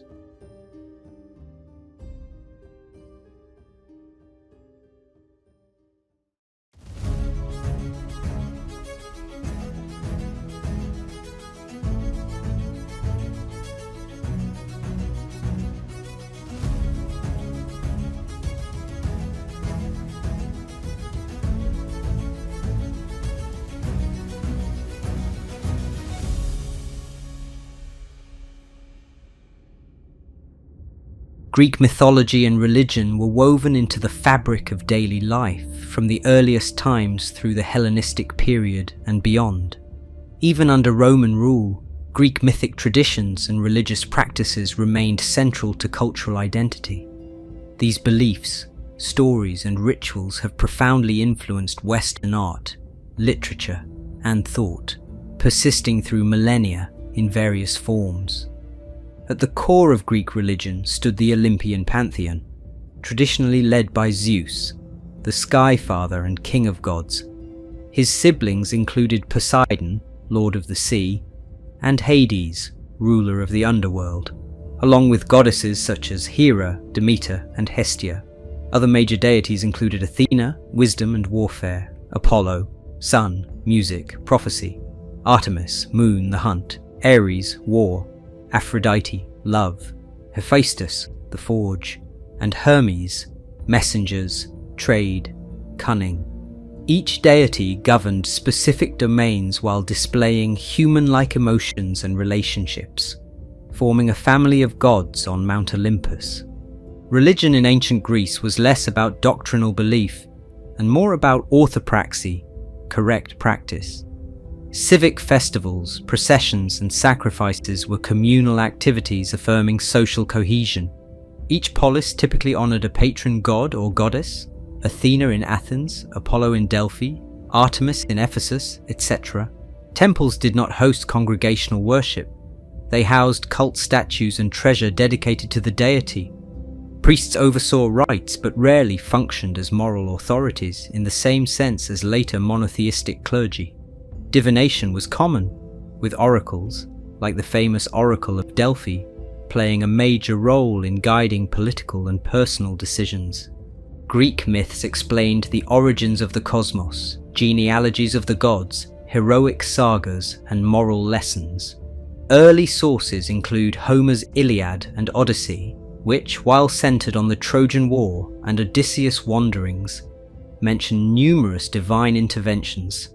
Hesiod's Theogony systematically recounted the birth of gods and cosmic forces, while his Works and Days offered ethical and practical advice for farmers, embedding mythic references. Myths were highly adaptable, retold in tragedies and comedies performed at religious festivals and woven into local legends. Stories of Heracles, Hercules, Theseus, Perseus, or Jason and the Argonauts varied by region. Heroes, often semi-divine, bridged human and godly realms, embodying virtues or warning of hubris. The concept of hubris, excessive pride leading to punishment, was a frequent theme, illustrating the tension between mortal ambition and divine order. Though Panhellenic worship of Olympian gods provided a common identity, local cults abounded. Rural sanctuaries, cave rituals, or nymph shrines addressed more specific concerns like agricultural fertility, rainfall, or healing. Mystery religions, such as the Eleusinian Mysteries, dedicated to Demeter and Persephone, offered secret rites promising a better afterlife to initiates. The Orphic tradition, tied to myths of Orpheus, emphasized the immortality and purification of the soul, hinting at personal salvation outside mainstream civic cults. Region-specific deities and myths, like the Cretan Zeus or local heroes, coexisted with broader Hellenic beliefs. Such diversity underscores the flexibility of Greek religion, which absorbed influences from Minoan, Mycenaean, and neighboring cultures. Over time, Greek colonies carried these worship patterns abroad, establishing new sanctuaries in Magna Graecia or the Black Sea region. From the 5th century BCE onward, philosophers questioned traditional myths. Xenophanes criticized the portrayal of gods as immoral. Plato in his dialogues proposed metaphysical ideals that transcended anthropomorphic deities, though he used myths allegorically.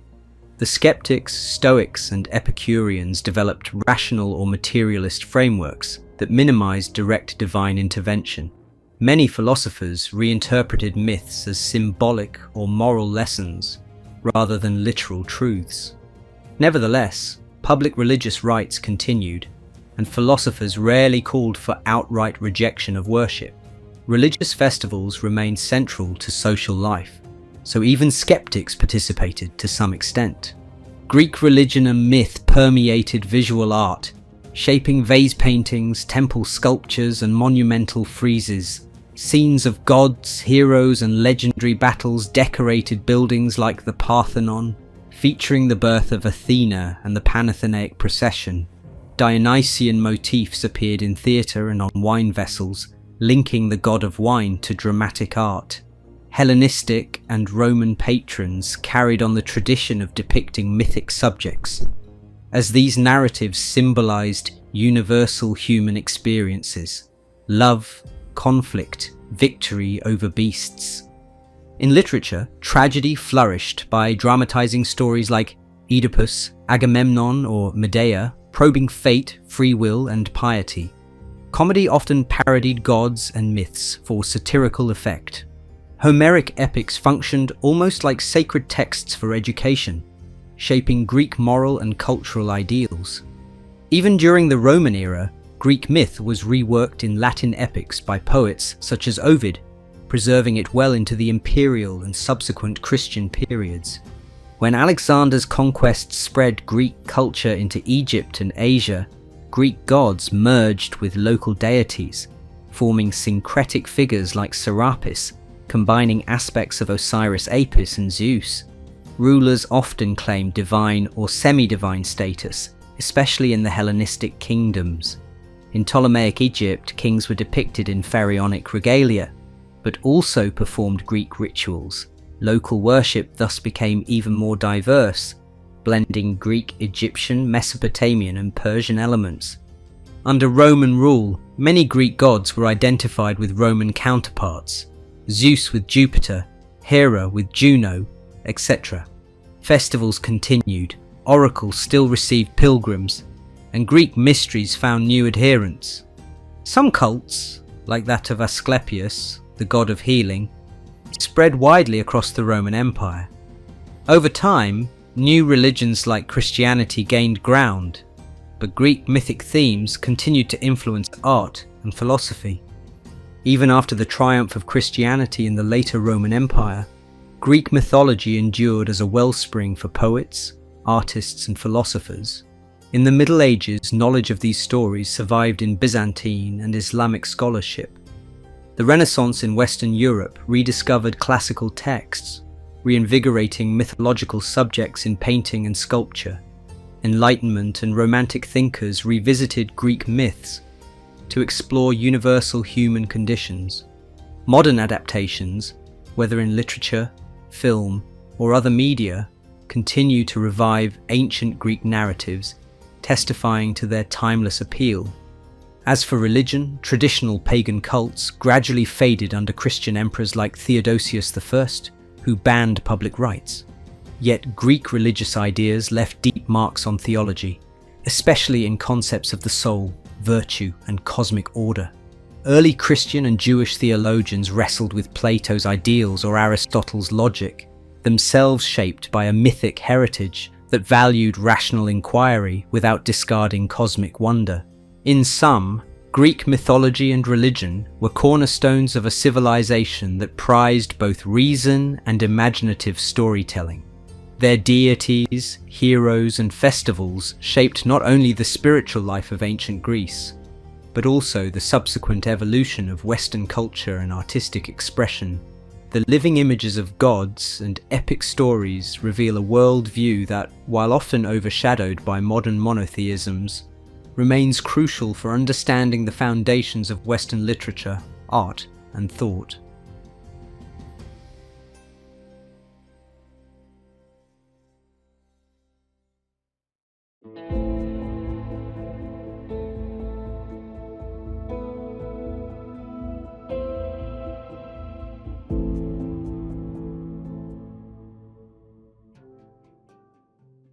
Greek philosophy stands as one of the most influential legacies of the ancient world. Beginning with 6th century BCE thinkers who sought natural explanations for the cosmos, it matured into a disciplined inquiry into ethics, politics, metaphysics, and more. By the Hellenistic period, Greek philosophy branched into multiple schools, each offering unique pathways to the good life. The first philosophers, often called pre-Socratics, emerged in Ionia, Western Asia Minor. Figures like Thales of Miletus, circa 585 BCE, proposed that the universe originated from a single substance, in his view, water. His successors, Anaximander, who posited the boundless Apiron, and Anaximenes, who focused on air, searched for a unifying principle, arche behind reality. Heraclitus from Ephesus introduced the idea of flux, all things flow, and the role of fire as a dynamic element. In Elea, Parmenides argued that true reality is unchanging, and that motion and plurality are illusory. His disciple Zeno employed paradoxes to challenge the senses. Other strands included Pythagoras' focus on numbers and harmony, Empedocles' four-element theory, and Democritus' atomism, which posited that all phenomena result from indivisible atoms moving in a void. These thinkers collectively shifted Greek thought from mythical explanations to rational investigation of nature. By the late 5th century BCE, philosophical attention turned toward ethics and political life centered in Athens.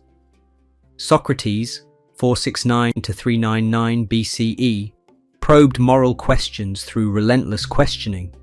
He left no written works. Our knowledge of him comes from pupils like Plato and Xenophon. Socrates insisted on acknowledging one's ignorance as the first step to wisdom. He challenged complacent assumptions, which eventually led to charges of impiety and corrupting the youth. Condemned to death, Socrates' trial and execution became emblematic of the tension between free inquiry and civic norms. Plato, circa 427 to 347 BCE, Socrates' student, founded the Academy and wrote dialogues exploring metaphysics, ethics, and political theory. His theory of forms held that ultimate reality consists of eternal, perfect models, ideas like beauty or justice, whereas the visible world is a mere shadow.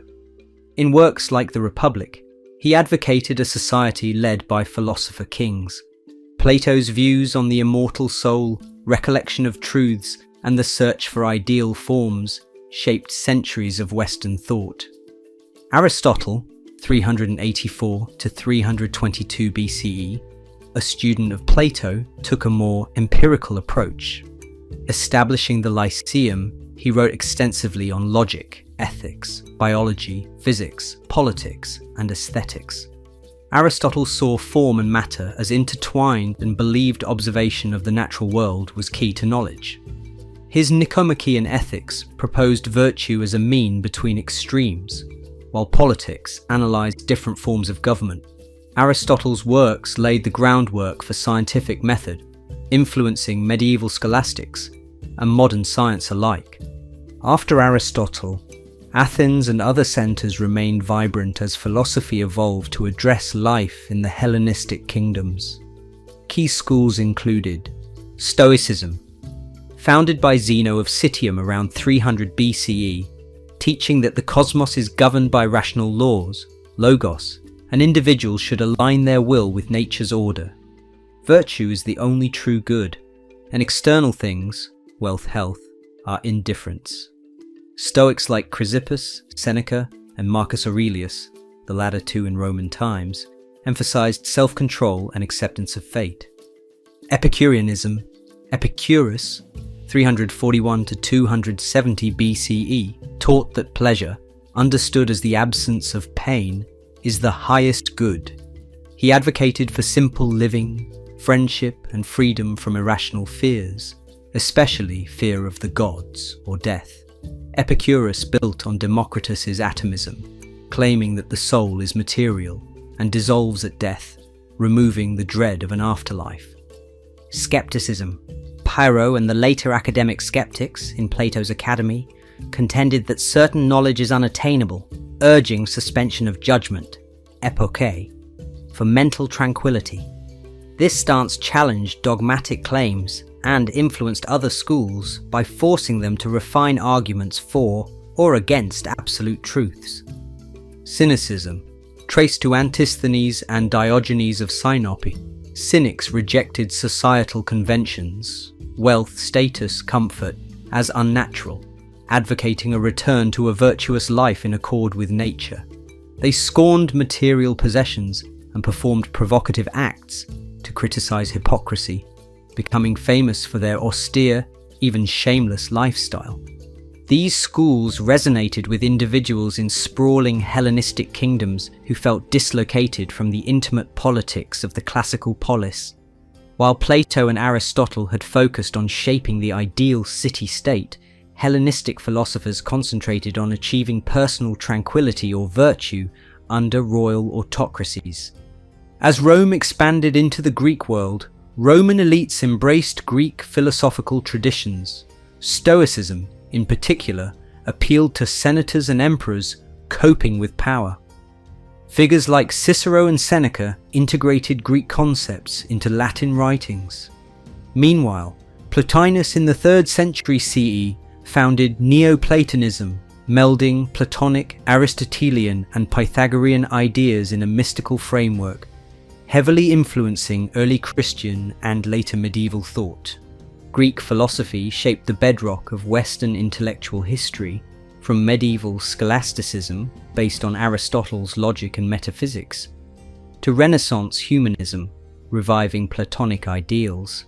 The Socratic method underpins modern pedagogical styles, while Stoic and Epicurean ethics still inform contemporary self-help and wellness approaches.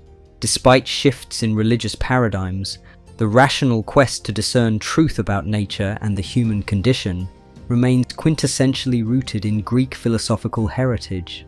In essence, Greek philosophy advanced the notion that humans can investigate reality through reasoned debate, observation, and logical argument. Whether exploring the cosmos or the nature of good, Greek thinkers laid frameworks that endure in current scientific, ethical, and epistemological discourses. Their legacy persists in universities, research institutions, and ethical systems worldwide, testament to the enduring power of inquiry born in ancient Greece.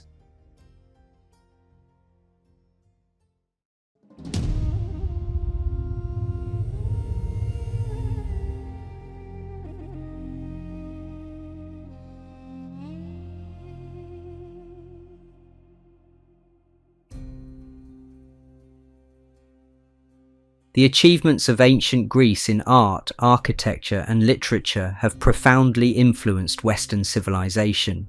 From the monumental temples of the Classical Age to the refined dramas of Athens, Greek creativity established standards of beauty, realism, and narrative form that continue to shape artistic expression today.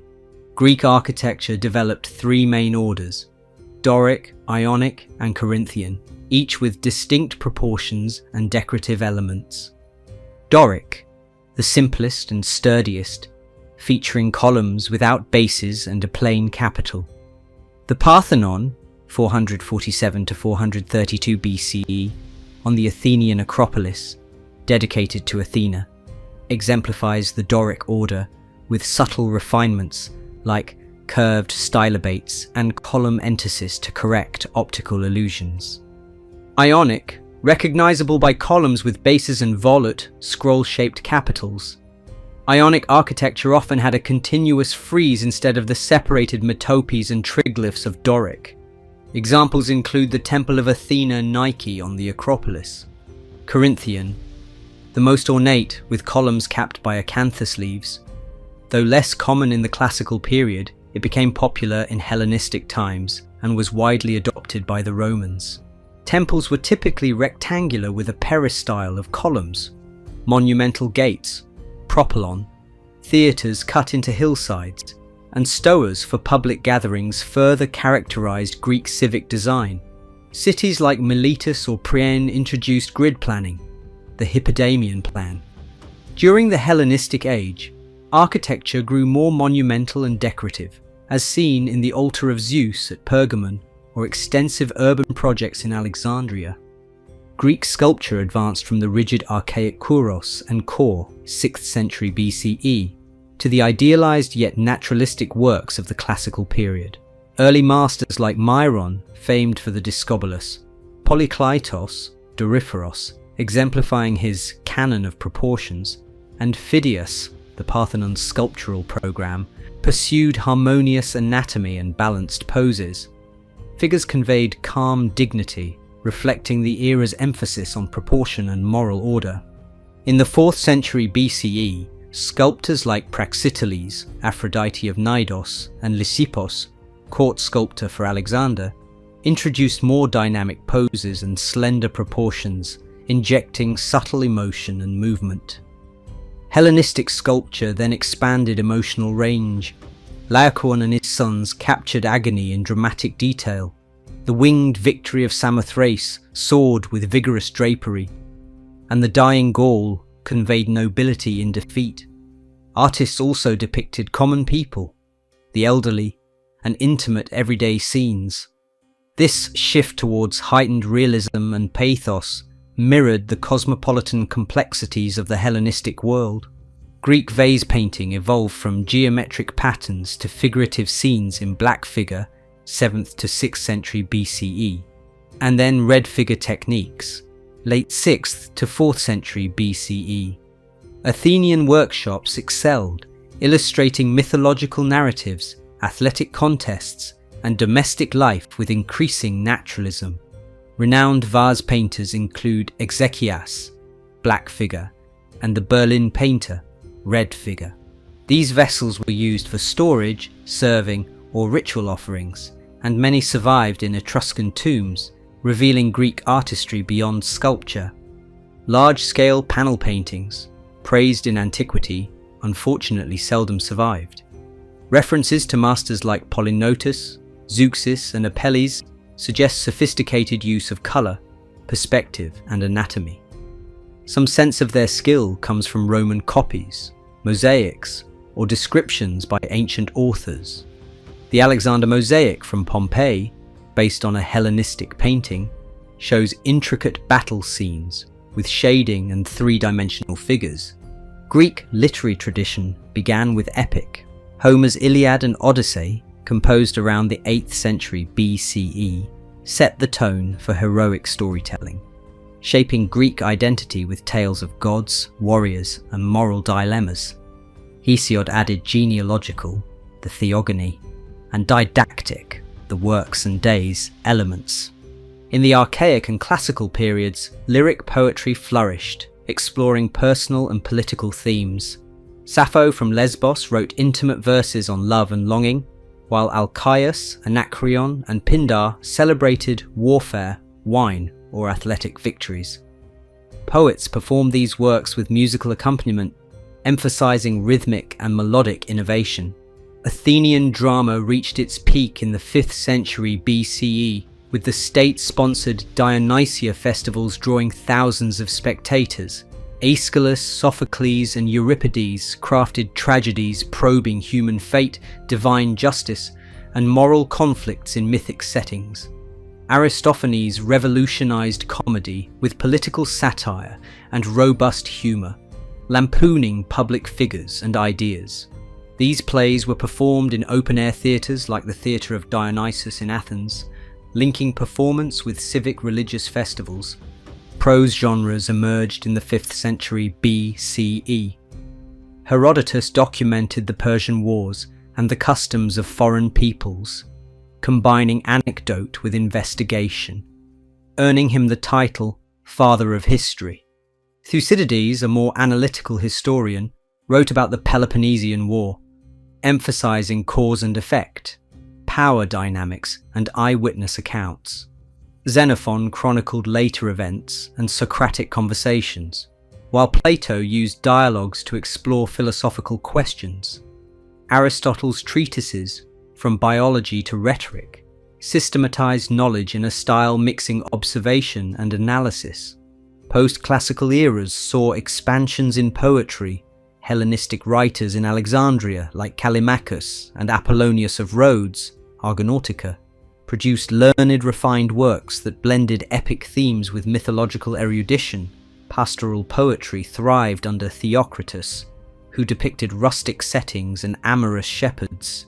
Playwrights like Menander advanced the new comedy, focusing on domestic plots with stock characters, later adapted by Roman dramatists Plautus and Terence.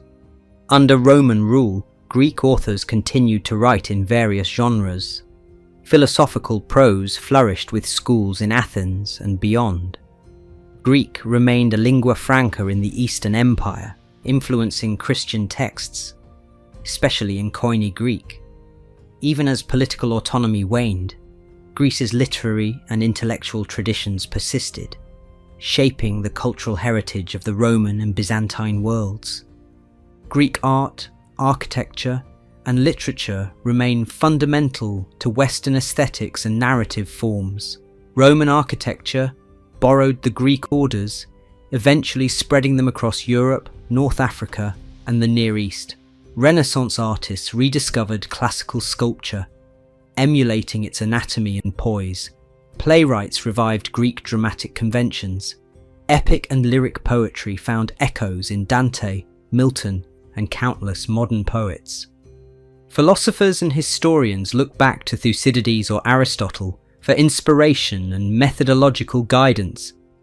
Thus, from the columns of the Parthenon to the verses of Homer, from Polykleitos' idealized statues to the deeply emotional Hellenistic sculptures, Greek artistic innovation has shaped how subsequent eras define beauty, narrative, and intellectual pursuit. The enduring nature of Greek art and literature testifies to the universal resonance of its themes: heroism, love, fate, civic virtue, and the technical mastery that ancient Greeks pursued across disciplines. Even today, their influence remains visible in our theatres, museums, libraries, and the conceptual frameworks of Western culture.